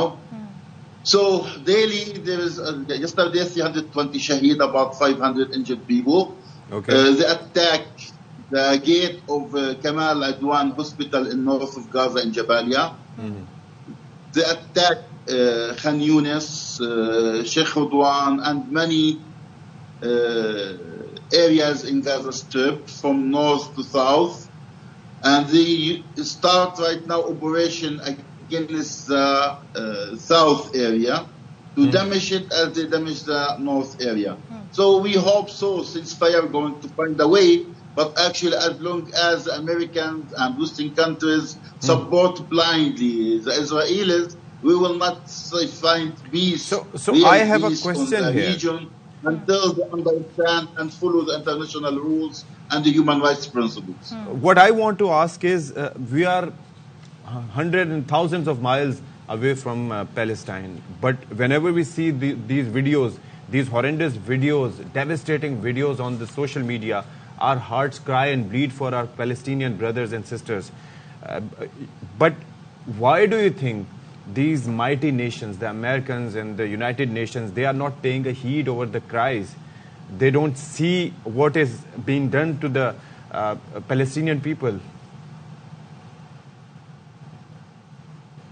Because when you are wearing a black glasses, only see the Israelis only. As I think you remember, in the first few days after the 7th of October, Mr. Biden going in public with a lie that the Palestinians armed people killed Israelis' children. He was mentioning about 40, and there was rapid. But that was fake news. Ladies. And this is all was fake life. But on the other hand, when he see by evidence the Palestinian children killed and damaged, we speak about right now 15,523 shaheed, 41,316 injured people since the 7th of October until now. More than 70% of them are children and women. We have more than 6,000 Palestinian child shaheed since that time until now. With that, the Americans ignore this reality on the ground and only deal with the Israelis' lies as reality. So do you think that it has to do with the double standard? So do you think it has to do with how about it since 1940 until now? So do you think it has to do with how the Western media is reporting these barbaric killings, or how their mindset is, or how they are supporting Israeli agendas? What could be the reason? Reasons that, creating of Israel was according to one reason, that the Israel is a Jew was suffering of apartheid in European countries. So they tried to finish the Jewish problem by create a state for them in our homeland in 1948. So according to that, they need to support them blindly to ignore what they was doing to them before 1948. So this is the reason, I think so.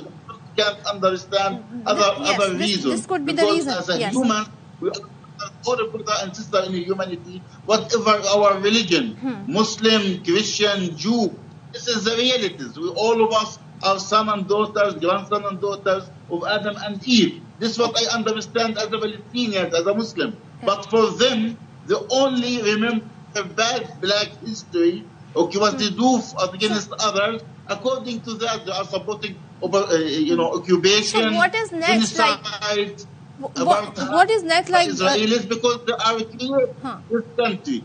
There are, news talks are reportedly continuing for the ceasefire.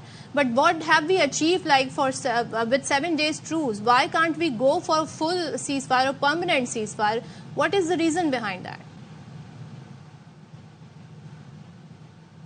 Actually, I saw something that ceasefire was end in 7 o'clock.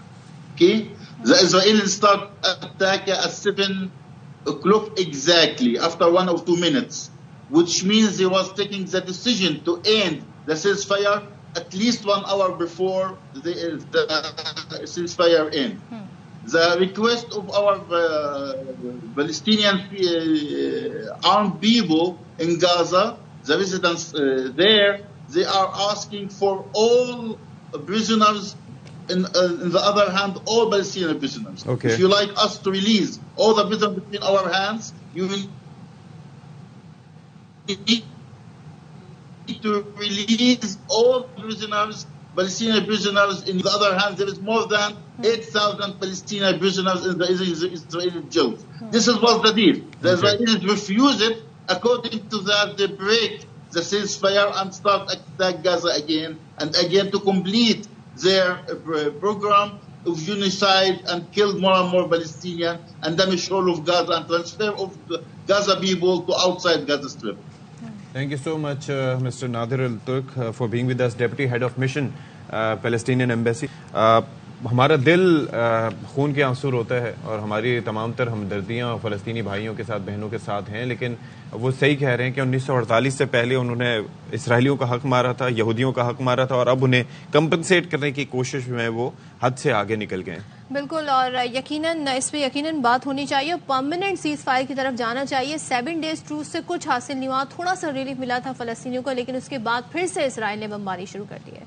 سو یہ صورتحال ہے، اور اس کے لیے دیکھتے ہیں جی یہ جو بڑے بڑے ملک ہیں جو جمہوریت کی بات کرتے ہیں، ہیومینٹی کی بات کرتے ہیں، ہیومینیٹیرین رائٹس کی بات کرتے ہیں، I don't know human rights کی جو بات کرتے ہیں وہ کہاں ہیں. یہ سب سے بڑا ہم سوال ہے. اصل بات ہے یہ it's not about Muslim rights, it's about human rights. اچھا جی، مشہور کینیڈین گلوکار ہیں، انہوں نے بھی اسرائیلی مظالم پر خاموشی توڑ دی ہے اور جنگ زدہ غزہ میں محصور فلسطینیوں کے لیے $25 لاکھ امداد کا اعلان کر دیا ہے.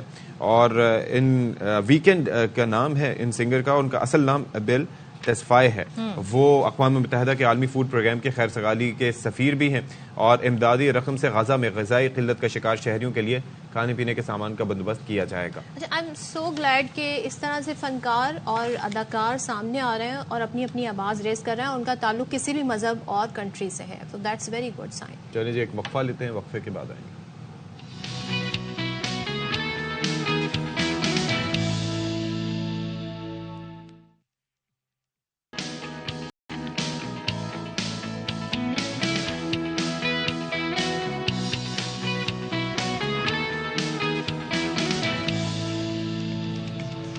بسم اللہ الرحمن الرحیم، بسم اللہ الرحمن الرحیم. السلام علیکم. ایک بار پھر سے باخبر سویرا میں آپ سب کا خیر مقدم ہے. آپ سب کا جو کیمرے کے پیچھے ہے، جو ٹی وی سکرینز کے اس طرف ہیں، جو موبائل سکرینز کے اس طرف ہیں، سب کو ہمارا بہت بہت سلام ایک بار پھر سے عرض ہو.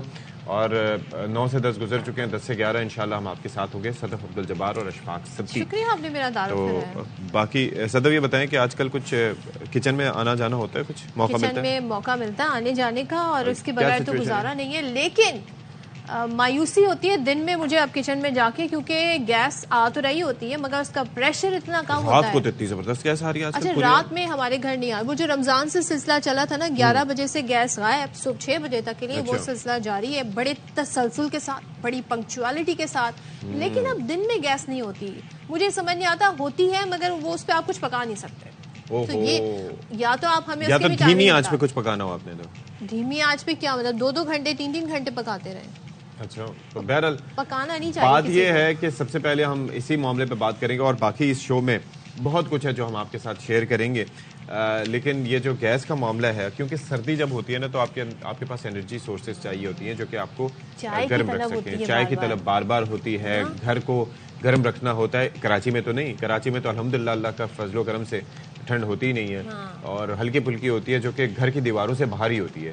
تو لیکن ملک کے طول و عرض میں سردی ہوتی ہے اور بہت ہوتی ہے, تو ایسے میں انرجی سورسز چاہیے ہوتی ہیں. اس میں لکڑیاں جلانے سے لے کے پھر اس کے بعد یہ جو بجلی کے ہیٹر سے لے کے گیس ہیٹرز اور طرح طرح کے طریقے استعمال کیے جاتے ہیں, انگیٹھیاں یوز کی جاتی ہیں کوئلوں کی. خیر اب تو زمانہ مائکرو ویو کا ہے, لیکن لوگ ابھی بھی چولہے پہ کھانا گرم کرنا پریفر کرتے ہیں. سو وہ بھی بڑی مشکل ہو جاتی ہے, اور صرف کھانا سالن بنانا اور روٹی بنانے تک محدود رہ گئی آپ کی ایکٹیویٹی. چائے کی طلب ہوتی ہے, اور جو آپ کچھ بھی کر لیں, الیکٹرک کیٹل پہ آپ کے ایسی ہی چائے بنا لیں, جو چائے چولہے پہ آپ پکائیں گے نا اس کا ٹیسٹ آپ کو کہیں نہیں مل سکتا. تو اب یہ ہم نے ساری باتیں کر دی ہیں نا, تو گیس کی قلت کا, کیونکہ گیس کی قلت اب بہت زیادہ بڑھی ہے. میں اکثر بات کر رہا ہوتا ہوں کہ ہم لوگ پہلے یہ 1990s میں ہمیں گیس ملی تھی, اور اس وقت کلین اینڈ گرین جو ہے وہ انرجی کے نام پہ ہوا یہ کہ CNG اسٹیشنز بنا دیے گئے, اور چپے چپے میں یعنی کہ 1 کلومیٹر میں آپ کو 10 سے 12-15 CNG اسٹیشنز ملا کرتے تھے. اس کی وجہ سے گیس کی کنزمپشن بہت زیادہ رہی.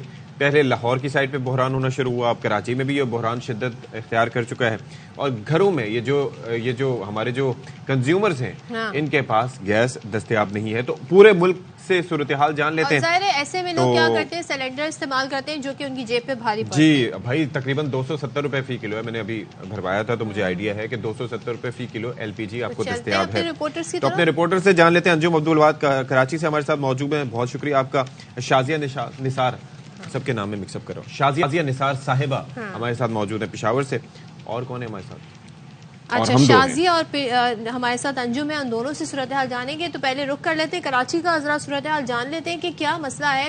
علاقہ وائز انہوں نے ڈیوائیڈ کیا ہوا ہے, کوئی ٹائمنگز بتائے ہوئے ہیں گیس جانے کے یا نہیں. تو انجم بتائیں, دن میں بھی اب گیس ہوتی تو ہے لیکن وہ اتنی کم آ رہی ہوتی ہے کہ اس پہ آپ کچھ بنا نہیں سکتے ہیں. اس کی کیا وجہ ہے, کون سے علاقے زیادہ متاثر ہوئے ہوئے ہیں؟ جی, علاقہ تو متاثر کہنا اب کہہ ہی نہیں سکتے, کیونکہ پورا کراچی متاثر ہے. یعنی کہ ایک کونے سے لے کے دوسرے کونے تک, لاڈی سے پورٹ قاسم سے لے کے پورٹ کراچی, پورٹ سے نیو کراچی, اسرارپور تک تمام علاقے متاثر ہوئے ہیں. اور کراچی کے جو اطراف کے علاقے ہیں جس میں گلشن عتیق یا گڈاف کاٹھور کہہ لیں, وہاں تو گیس ہوتی نہیں ہے. ان علاقوں میں تو گیس جاتی ہے تو آنے کا نام ہی نہیں لیتی ہے. یہ صورتحال کراچی کے تمام علاقوں میں ہوئی ہے.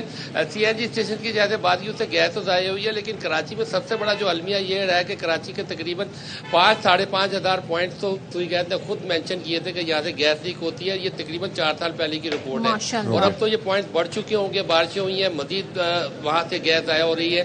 تو تقریباً 250 MMCFD اربوں روپے کی گیس ضائع ہو جاتی ہے, اور لوگوں کو مشکلات کا سامنا ہے. مہنگی LPG خریدنی پڑتی ہے. ہوٹل پر جائے تو وہ سلنڈر استعمال کرتے ہیں, کھانا مہنگا ہو جاتا ہے, روٹی مہنگی ہو جاتی ہے, چائے مہنگی ہو جاتی ہے. یہ صورتحال ہے یہاں پر.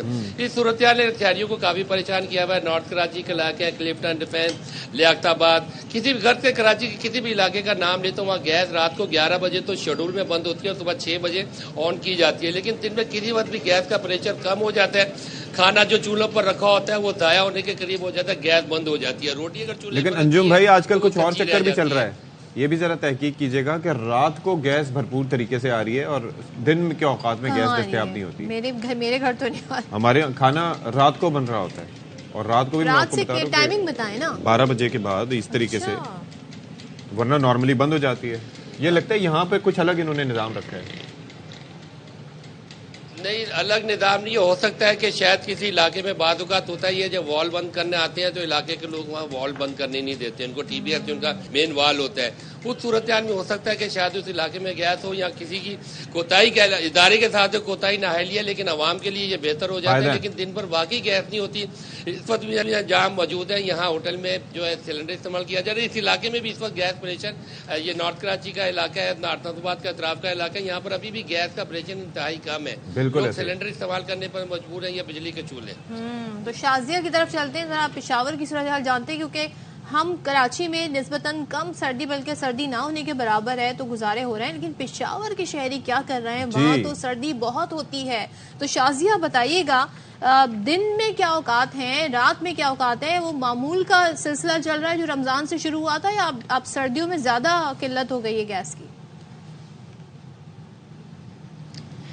جی بالکل، معمول کا تو کچھ بھی نہیں ہے، کیونکہ یہاں پر سردی زیادہ ہوتی ہے تو گیس بھی زیادہ ہی غائب ہو جاتی ہے.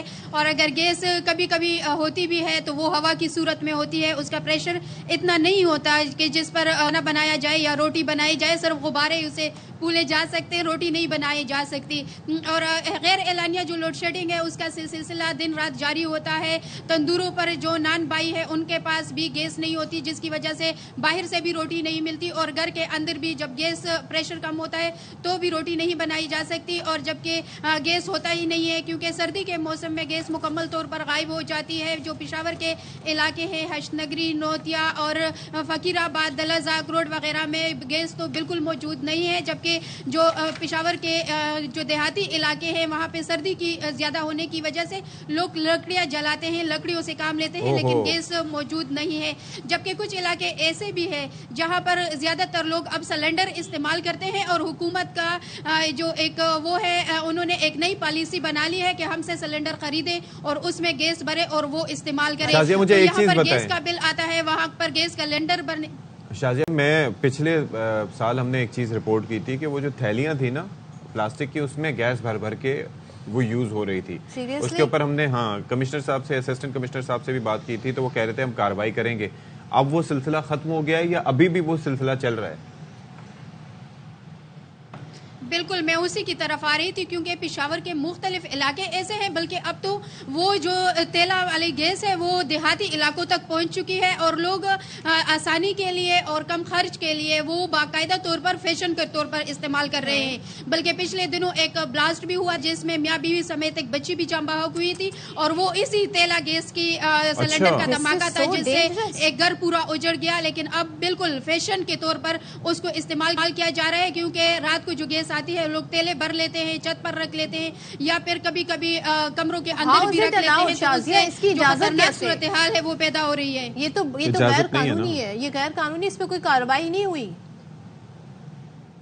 بالکل، جب پہلے ہم نے اس کو رپورٹ کیا تھا اور ڈی سی اور ڈپٹی کمشنر وغیرہ جو تھے انہوں نے وہاں پہ چھاپا بھی لیا تھا، کچھ لوگوں کو اریسٹ بھی کیا تھا. لیکن اس کے بعد صورتحال نارمل ہو گئی اور وہ اسی طرح بازاروں میں بک بھی رہے، بن بھی رہے ہیں، اور لوگ اس میں گیس وغیرہ بھی بھر رہے ہیں. اور آپ اندازہ کریں یہ بڑا خطرناک ہے. تھینک یو سو مچ شازیہ نثار، اور ہمارے ساتھ انجم عبد الوہاب کراچی سے موجود تھے. خیر پتہ ہے کیسا تھا؟ دیکھا، ایک چیز یہ ہے کہ تھیلے، اصل چیز ہے کہ تھیلوں پہ کنٹرول کرنا. وجہ اس کی یہ ہے کہ یہ لوگ ایل پی جی نہیں بھروا رہے، یہ لوگ جو گھر میں گیس آ رہی ہے اس کو کوشش کر رہے ہیں کہ بھر کے اسٹور کریں. اب گھر گھر چھاپے ماریں گے کیا؟ مطلب یہ خطرناک کتنا ہے اس کا اندازہ نہیں ہے. فیملیز ابھی حادثہ وہ بتایا نا کہ کس طریقے سے ہوا، پورا گھر اجڑ گیا. تو یہ لوگ، اچھا لوگوں مجھے سمجھ نہیں آتا کہ یہ جو اپنی جگاڑے کرتے ہیں، خدارا کبھی یہ بھی سوچا کریں کہ اس کا نقصان کیا ہو سکتا ہے. ہر چیز جو ہے اس کا سولوشن نکالنے کی آپ خود کوشش نہ کیا کریں. اچھا، اب ظاہر ہے یہ معاملہ صرف گھروں تک محدود نہیں ہے، صرف گھریلو خواتین یا جو گھر میں کھانا پکا رہے ہیں گھریلو صارفین پریشان نہیں ہے. اب آپ سے اس کی انڈسٹری بھی متاثر ہو رہی ہے، کیونکہ آپ کی انڈسٹری کا بھی بڑا ایک حصہ جو ہے وہ گیس کی وجہ سے وہاں پر کام بھی چلتا ہے اور صنعتوں کا پہیہ رکنے کے قریب ہے. خاص طور پہ صنعت کار گیس ٹیرف میں بے پناہ اضافے کو کہہ رہے ہیں یہ بہت بیجا ہے، بہت زیادہ ہے.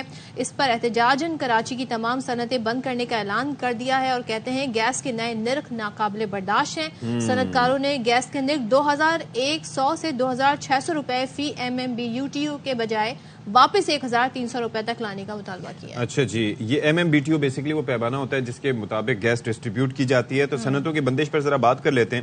Chief coordinator Sindh Balochistan industrial forum Javed Balwani sahab ہمارے اسٹوڈیوز میں آ کے تشریف فرما ہو چکے ہیں. Thank you so much for joining us Javed sahab. یہ 1300 سے ایک دم جو ہے وہ گیا ہے 2100 سے 2600.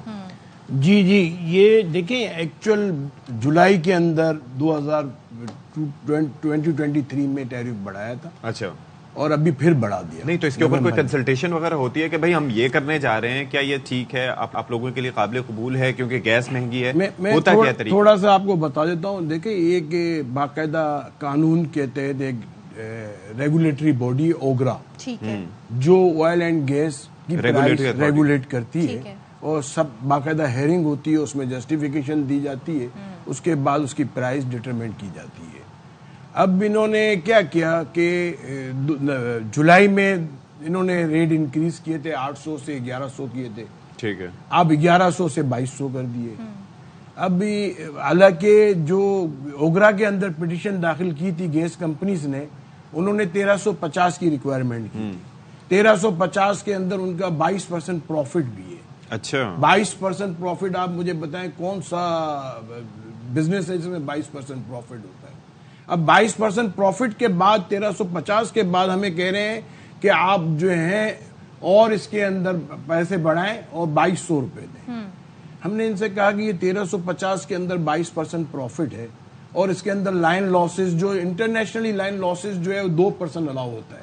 پاکستان کے اندر 40% لائن لاسز سے ڈومیسٹک کے اندر. اور پھر یہ کہتے کیا ہے کہ ہم ڈومیسٹک میں گیس اس لیے دیتے ہیں کہ غریب عوام. اب آپ دیکھیں ڈیفنس میں, گلبرگ میں, PCHS میں ماشاءاللہ سب غریب عوام رہتی ہے جن کے گھر میں 12 گاڑیاں ہیں, ان کو یہ ڈومیسٹک کو گیس دے رہے ہیں. لیکن غریب عوام وہ ہے بیچاروں کے پاس گھر بھی نہیں ہے اور یا فلیٹس میں رہتے ہیں یا چھوٹے کالونیز میں رہتے ہیں. اب ان کو گیس دیں. اچھا گیس دیں ان کو چولہے جلانے کے لیے, کس کے لیے دیں؟ ان کو ہیٹرز کے لیے نہ دیں, ہیٹرز میں ایکسیڈنٹ ہوتے ہیں. ان کو گیزرز کے لیے نہ دیں, اس میں بھی ایکسیڈنٹ ہوتے ہیں.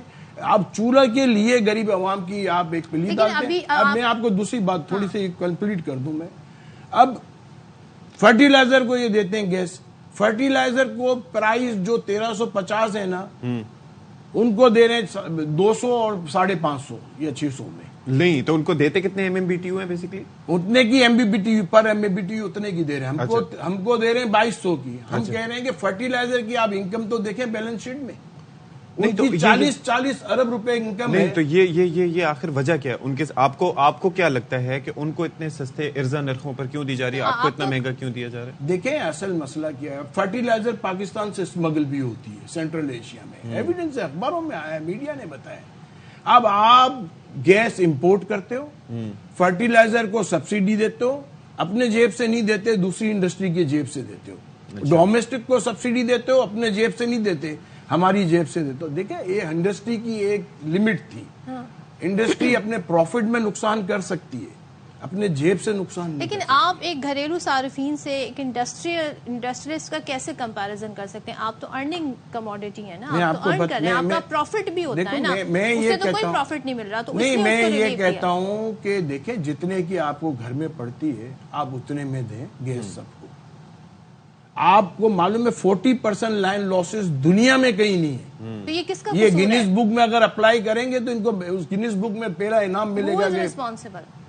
Company responsible, government responsible. چوری آپ مجھے بتائیں بلوچستان میں 60 MMCF گرمیوں کے دنوں میں گیس جاتی ہے اور ونٹر میں 150-160 جاتی ہے. اچھا. میں نے SSG سے آپ پوچھ لیں کہ آپ کا بل بڑھتا ہے, بولا بل نہیں بڑھتا.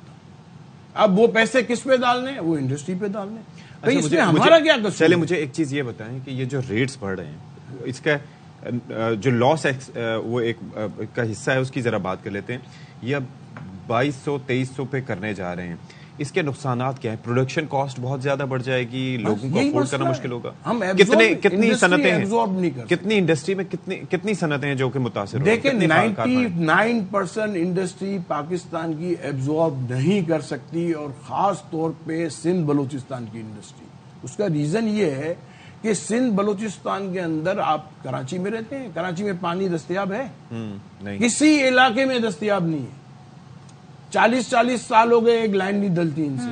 آپ مجھے بتائیں ٹینکر سے پانی ملتا ہے, اور پانی کا پرائس ٹینکر سے کیا ہے؟ اچھا آپ پوری پاکستان, آپ پنجاب میں KPK میں پانی جو ہے اس کی پرائس کیا ہے؟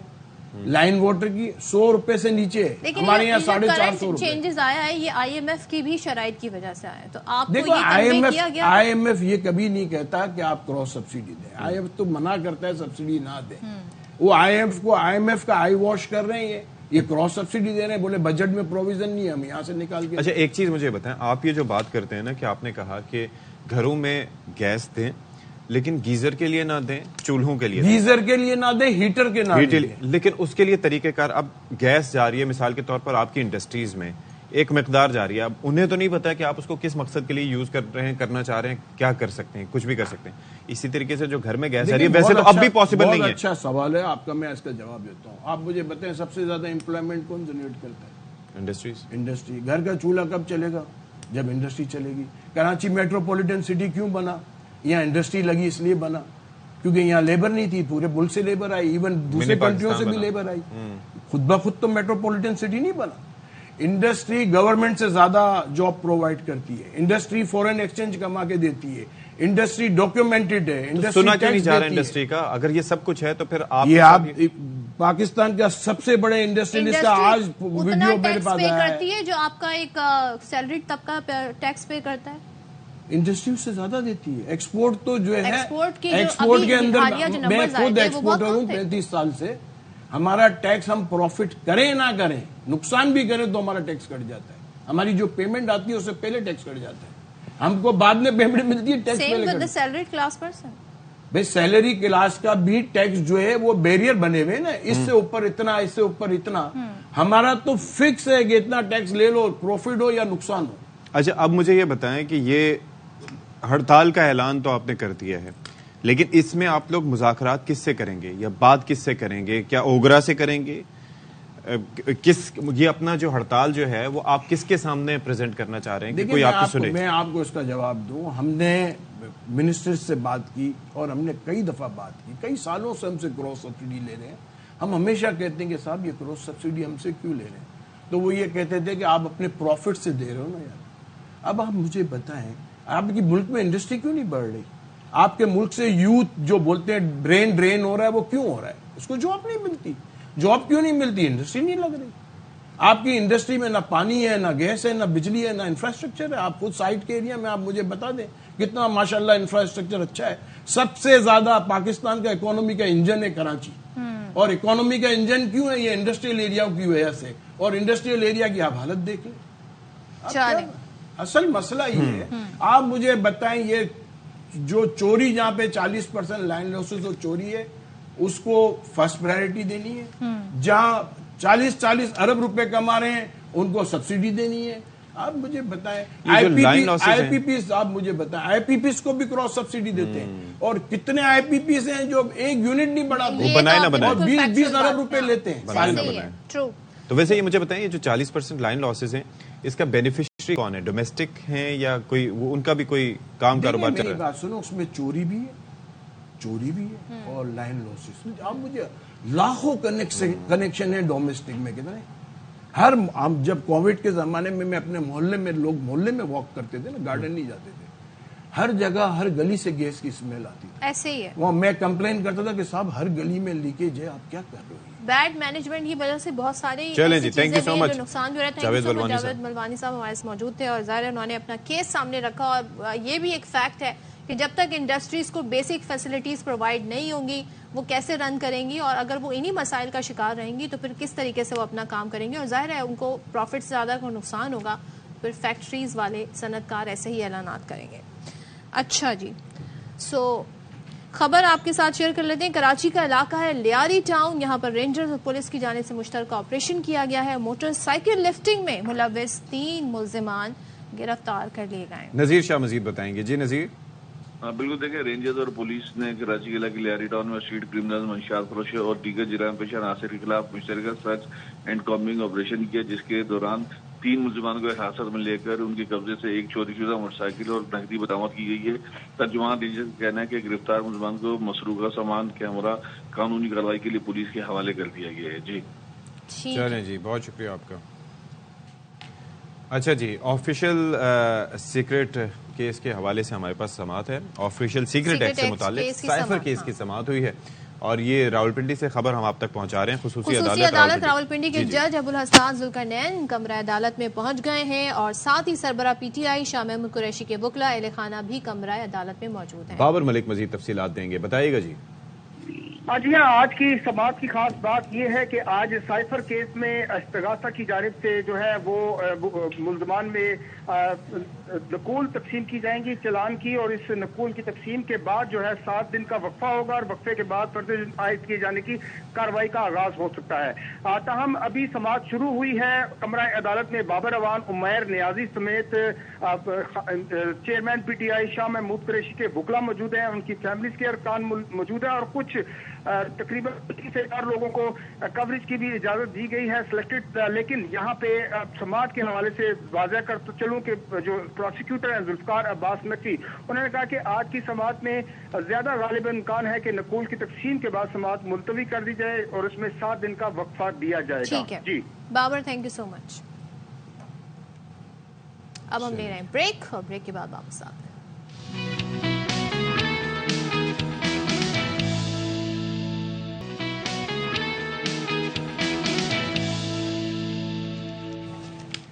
Welcome back once again. اور اب ہم بات کریں گے ایک ایسے ٹاپک کے حوالے سے جس کے حوالے سے پاکستان میں ہم سمجھتے ہیں لوگوں کا عام تاثر یہ ہے کہ اتنی یہاں پر کامیابی سے اس کا علاج نہیں ہوتا ہے, لیکن ایک بچہ جو خون کے کینسر میں مبتلا تھا اس کا کامیاب بون میرو ٹرانسپلانٹ ہوا, اب وہ صحت یاب ہو کر گھر جا چکا ہے. اور یہ کارنامہ کہیں اور انجام نہیں ہوا طے پایا بلکہ پاکستان کے اندر یہ آپریشن ہوا ہے. اور یہ معصوم ابراہیم جس کی عمر صرف 6 سال تھی جب اس کو کینسر کی تشخیص ہوئی اور پھر اس کا بون میرو ٹرانسپلانٹ ڈاکٹر سعید ناصر عباس جو کہ اسپتال کے ہیڈ ہے, چلڈرن اسپتال کے ہیڈ ہیں, وہ یہ بتاتے ہیں کہ اس کے سوا کوئی چارہ نہیں تھا. اور this is a very difficult situation for the patient. تو 1.5 ماہ کے دوران اس کا بون میرو مکمل ہوا اور اب یہ باقاعدہ اب واپس گھر لوٹ چکا ہے. تو اس پر بات کر لیتے ہیں جی. ہمارے ساتھ موجود ہیں چلڈرن اسپتال کے head of bone marrow transplant unit doctor Syed Nasir Abbas Bukhari sahab. Nasir صاحب, سب سے پہلے بہت بہت مبارک کے مستحق ہیں آپ, اور آپ نے یہ مسیحائی کی اور خاص طور پر صحت یاب کرنے میں اپنا کردار ادا کیا, اور یہ بڑا زبردست ٹرانسپلانٹ ہے جو آپ نے کیا. یہ مشکل کیوں تھا اتنا, کس وجہ سے اس کو کہا جاتا ہے کہ یہ نیکسٹ ٹو امپاسبل تھا اور یو میڈ اٹ پاسبل؟ بہت شکریہ, تھینک یو ویری مچ جی.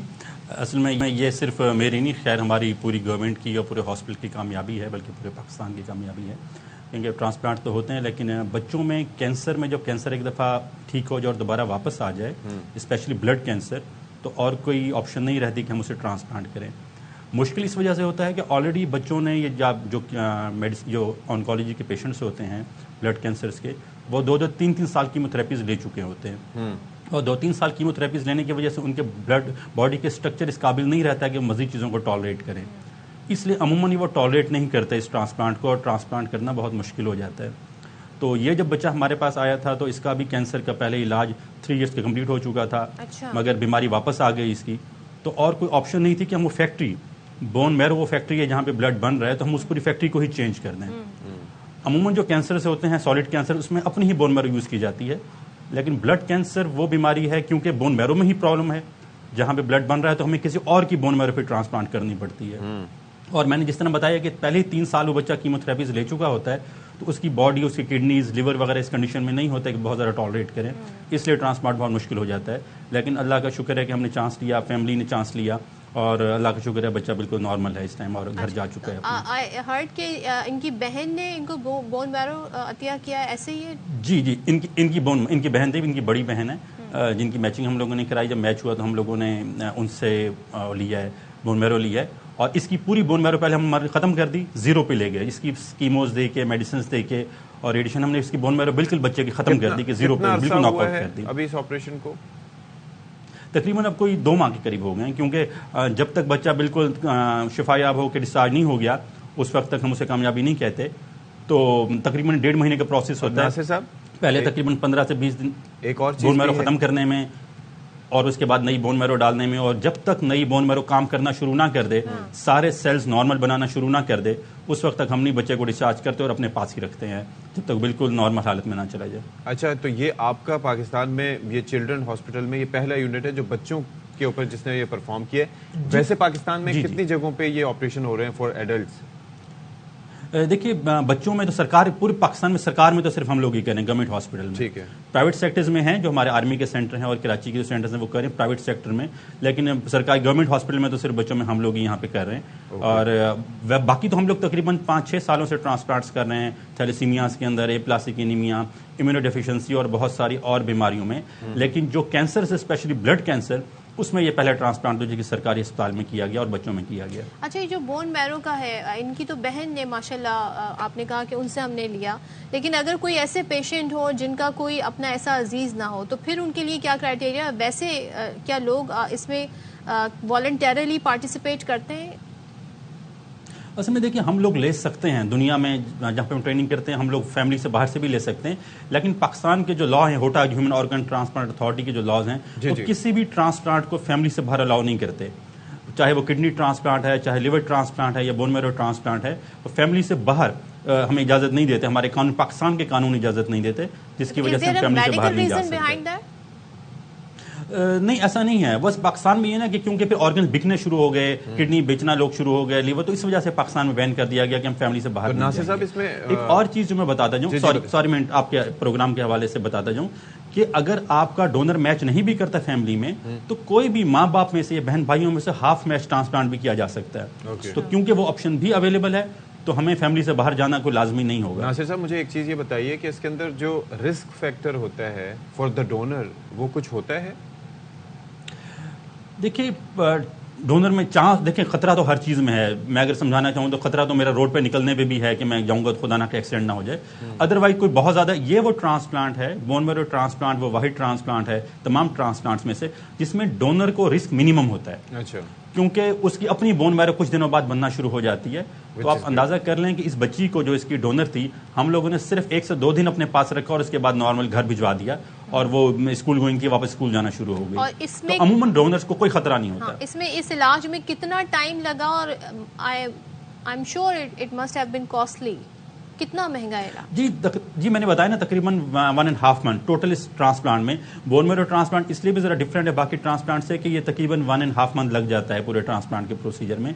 और तकरीबन एक्सपेंस की बात करूं तो 40 से 50 लाख, मगर पेशेंट के लिए बिल्कुल फ्री था। अच्छा। हम लोगों ने अब तक जितने भी ट्रांसप्लांट किए चिल्ड्रन हॉस्पिटल में वो सारे के सारे पेशेंट के लिए जीरो कॉस्ट, हम लोगों ने पेशेंट से जीरो, यानी कि सिंगल पैनी भी कभी नहीं ली। और हमारी गवर्नमेंट ऑफ पंजाब और हमारे चिल्ड्रन हॉस्पिटल और हमारे डोनर्स जो हैं वो हमें सपोर्ट करते हैं। तो इसलिए हम बड़ा क्लियर हैं इस बारे में कि कभी भी पैसे की वजह से हमने ट्रांसप्लांट नहीं रोका।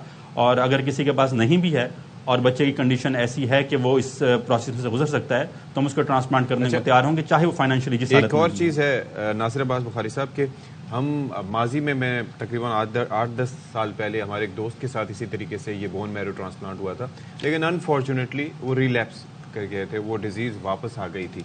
तो ये खदशात होते हैं किसी पेशेंट को लेके कि खुदा न ख्वास्ता ये दोबारा से ना आ जाए? देखिए ट्रांसप्लांट के बाद खतरा मिनिमम हो जाता है क्योंकि मैंने बताया ना फैक्टर ही बदल दी। हम उसे कैमरेज पर नजर रखेंगे और उसको मैनेज करते रहेंगे अगर जरूरत पड़ती है तो, लेकिन ट्रांसप्लांट वो आखिरी चीज है जो कि पॉसिबल है। और उसके बाद हम लोगों ने, मैंने कहा ना कि हमने फैक्टर ही बदल दी है जहाँ पे खतरा मौजूद था। तो खतरा तो हर चीज में, एक नॉर्मल इंसान में भी खतरा मौजूद है कि कैंसर ना आ जाए क्योंकि भारत, हमारे इन्वायरमेंट, हमारी चीजें ऐसी हैं, लेकिन ट्रांसप्लांट के बाद वो खतरा निस्बतन कम हो जाता है, काफी कम हो जाता है। Thank you so much doctor Saeed Nasir Abbas Bukhari, आप टीम आप बहुत जबरदस्त काम कर रहा है। चिल्ड्रन हॉस्पिटल बहुत जबरदस्त काम कर रहा है और उन्होंने बताया कि फ्री ऑफ कॉस्ट, अदरवाइज इसकी जो कॉस्ट है वो एक आम आदमी अफोर्ड नहीं कर सकता। और उस बच्चे के लिए बहुत सारी दुआएं, भरपूर जिंदगी वो बच्चा जिए और इस तरह के बच्चे जो इन बीमारियों का शिकार है, अल्लाह पाक उन्हें सेहत याब करे। तो खुशी की खबर हो तो मुंह मीठा ना किया जाए, ये कैसे मुमकिन हो सकता है? तो कराची का ओल्ड सिटी एरिया जो है खारादर, अब वहाँ में दूर दूर से लोग, एक मेमनी डिश है बेसिकली, उसको मालपुरा कहा जाता है, यानी कि वो मालपुरा कराची में मिलता है? जी बिल्कुल मिलता है। मैंने नहीं कराची में कौन सी ऐसी चीज है जो नहीं मिलती सदफ अब्दुल जब्बार? तो कहाँ मिलता है, किस तरह का होता है, रुबीना अलवी बता रही है। अच्छा, रुबीना माशाल्लाह हमें ऐसे मजे के खाने बताती रहती हैं, रिपोर्ट करती रहती हैं और फिर ज़ाहिर टेस्ट भी करती होंगी, मगर हमें कुछ यहाँ से मतलब यहाँ आता नहीं है। आज तक नहीं पहुँचा, आज तक कुछ नहीं पहुँचा। वो मेरे ख्याल में वो डिस्टेंस दूर है यार। मतलब आजकल तो बड़ी सर्विसेज आ गई हैं, आप पहुँचा सकते हैं। देखिए मैं हमेशा ये बात करता हूँ कि लॉजिस्टिक्स बड़े मैटर करते हैं। अगर रुबीना यहाँ पर होती ना तो आ जाती, लेकिन वो वहाँ पर होती है ना, तो इसलिए आना मुश्किल है। तो मेरे ख्याल में वहाँ पर जो लोग हैं उनके लिए पूरी हो जाती होगी। चलिए, तो मालपुरा मैंने कभी खाया नहीं, लेकिन एक बार फिर से रुबीना से शिकवा। لیکن رپورٹ بہت اچھی تھی. رپورٹ اچھی تھی. بریک کے بعد آتے ہیں.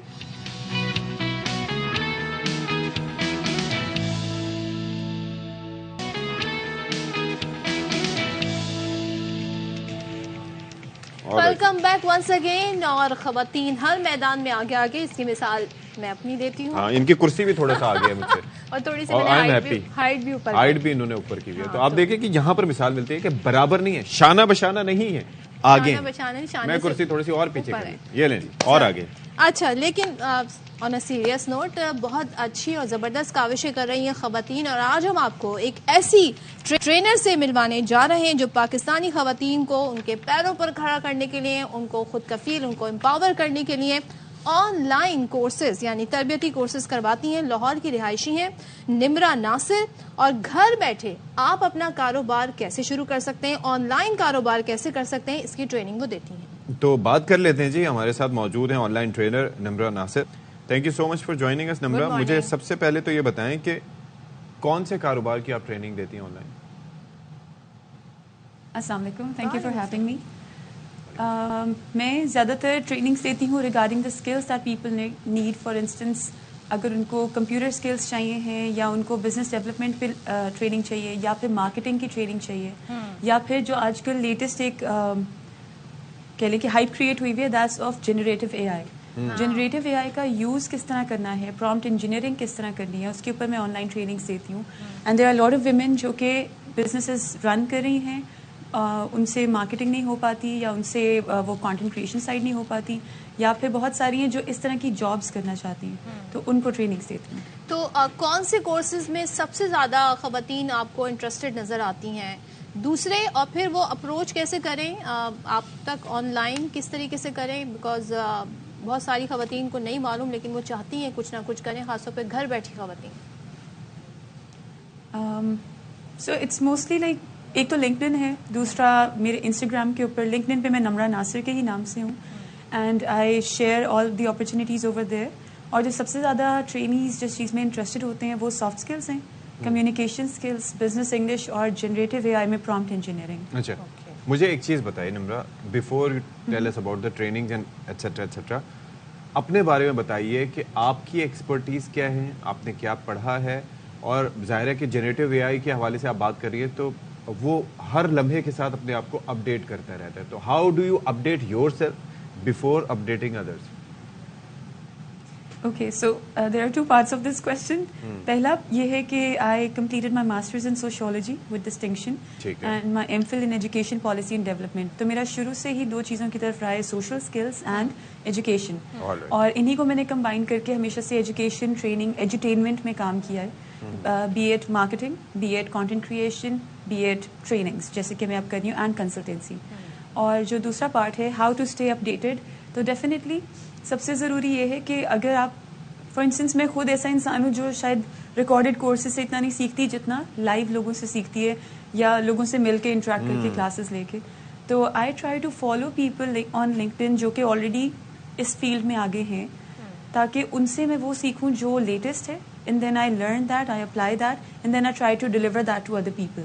یعنی کنٹینیوس لرننگ ہے. اچھا نمرا, مجھے یہ بھی بتائیے گا کہ اب یہ کتنا امپورٹنٹ ہے خواتین کے لیے اکراس دا جینڈر, چاہے وہ بعض لوگ ایسے ہوتے ہیں جو فل ٹائم جاب بھی کر رہے ہوتے ہیں لیکن وہ یہ چاہتے ہیں کہ ہم کچھ سائڈ ہسل بھی کریں, کچھ آن لائن بھی ہم اگر کما سکتے ہیں تو کمائیں. تو کتنا ضروری ہو گیا ہے آج کی اس ڈیجیٹل ایج میں ان آن لائن کورسز کے ذریعے کسی اسکل کا سیکھنا؟ مجھے لگتا ہے کہ اس سے زیادہ ضروری کوئی چیز ہے ہی نہیں, بیکاز آپ کی ڈگری یہ کنفرم کرتی ہے کہ ٹھیک ہے آپ پڑھے لکھے ہیں, آپ کی گرومنگ ہوئی ہے, آپ کو ڈیسینسی آتی ہے, آپ کو لوگوں میں اٹھنا بیٹھنا آتا ہے. But the second stage is now to have a particular skill جس میں آپ ایکسپرٹ ہوں, اور لوگ آپ کو اس کے حساب سے ایویلویٹ کریں گے, لوگ آپ کو اس کے حساب سے ہی, آپ کی ایک ویلیو سیٹ ہوتی ہے, آپ کی ورتھ بنتی ہے, اور نیٹ ورکنگ بھی اسی کے حساب سے ہوتی ہے.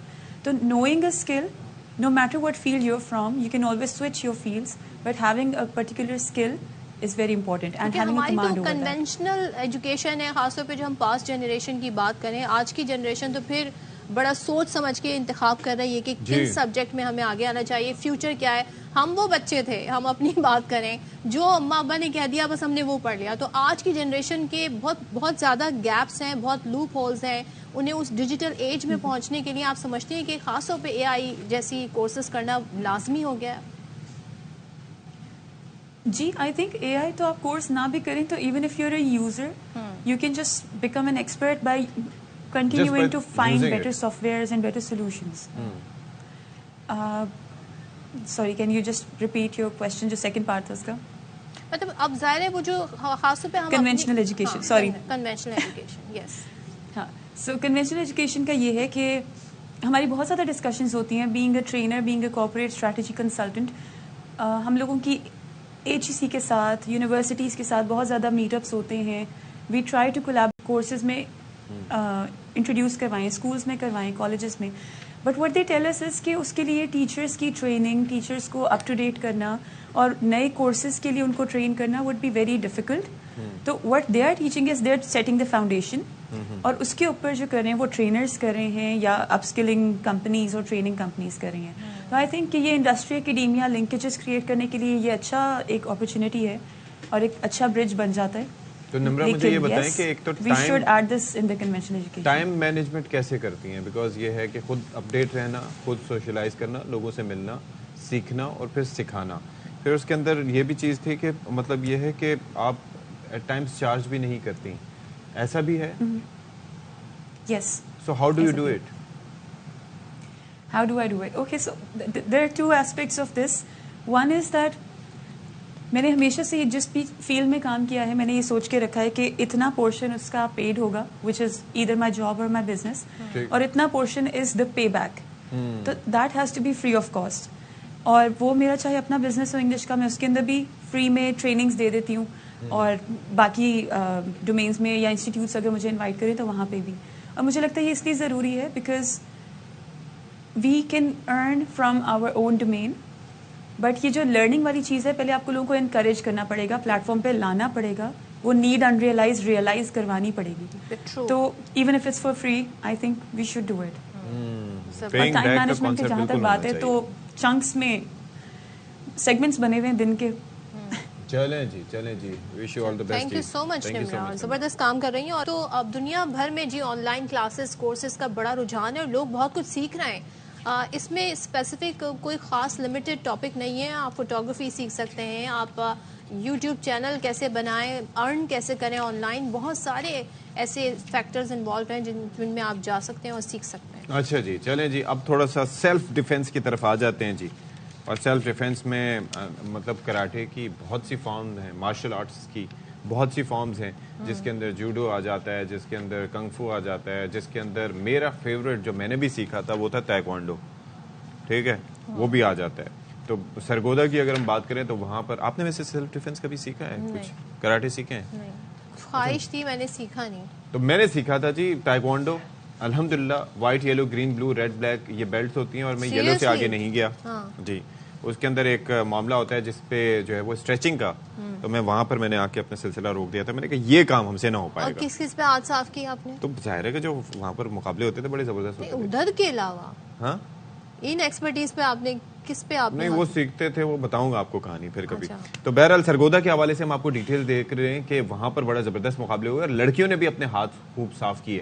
تو ہمارے ساتھ حنان چودھری صاحب رپورٹ شیئر کر رہے ہیں.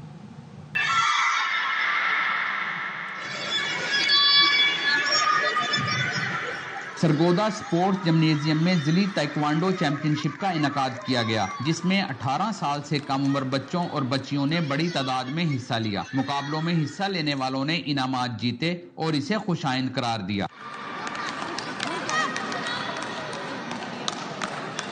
ایسے ایونٹ ہونے چاہیے, میں اس ایونٹ میں حصہ لیتی ہوں, اس سے ہماری ہیلدی رہتے ہیں ہم لوگ. میں نے یہاں سے ایک گولڈ میڈل جیتا. ایسے گیمز ہونے چاہیے تاکہ ہم اپنا ٹیلنٹ دکھا سکیں. I have one gold medal in Punjab and I'll keep winning for Pakistan. منتظمین کا کہنا ہے چیمپئن شپ کا مقصد بچوں میں سیلف ڈیفینس کی آگہی اور انہیں جسمانی طور پر صحت مند بنانا ہے. ان ٹورنامنٹ کا جو مقصد ہے وہ بچوں میں سیلف ڈیفینس کی اویئرنیس پیدا کرنا اور ہیلتھ جو ہے ان کو इम्प्रूव करना। जिस तादाद में गर्ल्स इस दफ़ा हमारे पास आई हैं तो एक एज अ गर्ल मुझे भी बहुत प्राउड फील होता है कि गर्ल्स अपने घर से निकलती हैं और इस तरह की एक्टिविटीज में पार्टिसिपेट करती हैं। मुकाबला जात ने साबित कर दिया अगर सेहतमंद सरगर्मियों के मौके फराहम किए जाएं तो बच्चों के साथ बच्चियां भी इनमें भरपूर शिरकत करती हैं। कैमरामैन फैजान खान के साथ अब्दुल हन्नान चौधरी, ARY न्यूज, सरगोदा। क्या जबरदस्त ये तो तरीके मुझे से जाती दुश्मनी थी जिस तरह इशफाक आपने बिल्कुल सही बता वो पीछे जा रही है, वो छोड़ ही नहीं रही। उसने कहा आज तो मैंने सारे हिसाब लेने, तो बहरहाल तो अब सीखनी चाहिए आजकल के बच्चों को भाई, जो जमाना होता है। आप भी सीखें। पहले ट्राई में आप ये देखा आपने, ये देखा। देखिए मैं पीठ पीछे बुराई नहीं करती, कैमरे के सामने मैंने बता दिया अपने। मीर सदफ। तो बहरहाल बात यह है कि हम नेजाबाजी की तरफ, मैं नेजाबाजी सीखूंगा। सदफ यहाँ से कराटे करती हूँ, आ रही हूँ दूर से इतने करीब से कौन नेजा मारता है? वहां से मारूंगा दूर से। तो बहरहाल पंजाब के सकाफती खेल नेजाबाजी के बड़े मुकाबलों के लिए जेहलम में बड़ा मैदान सजाया गया, जहां माहिर घुड़सवारों ने महारत के ऐसे जौहर दिखाए कि देखने वाले दाद दिए बगैर ना रह सके। तो नवीद भट्ट हमें इस पे मजीद बता रहे हैं। मैं बहुत जबरदस्त रिपोर्ट थी, लेकिन मेरे जहन में वही चल रहा था। आप सोचें सदफ अब्दुल जब्बार टाइकोंडो सीख के आ रहे हैं मुकाबला करने, और मैं घुड़सवार करता हुआ नेजा लेके आ रहा हूँ। कौन जीतेगा? मैं ऐसा डॉज दूंगी कि आपका नेजा जो है ना वो बस सेट पे तबाही ना कर दे। मैं तो घोड़े पे इंसान फरार भी हो सकता है। सेट पे नेजा लाना ममनू है, ममनू तो पहले तो आपको एंटर ही नहीं होने दिया जाए। चलें जी, ये हम डिसाइड कर लेंगे। गाड़ियां आ जाती हैं आजकल सेट्स पे, हमारे ऑफिस में बड़ी सिक्योरिटी नहीं आ सकता नेजा। हाँ चले देखते हैं। वो फ्लेक्सिबल नेजा ले आएंगे ना। मैं आपकी शिकायत लगाती हूँ। मैंने अपना बंदोबस्त कर लिया। शाद रही आबाद रही। अल्लाह हाफिज।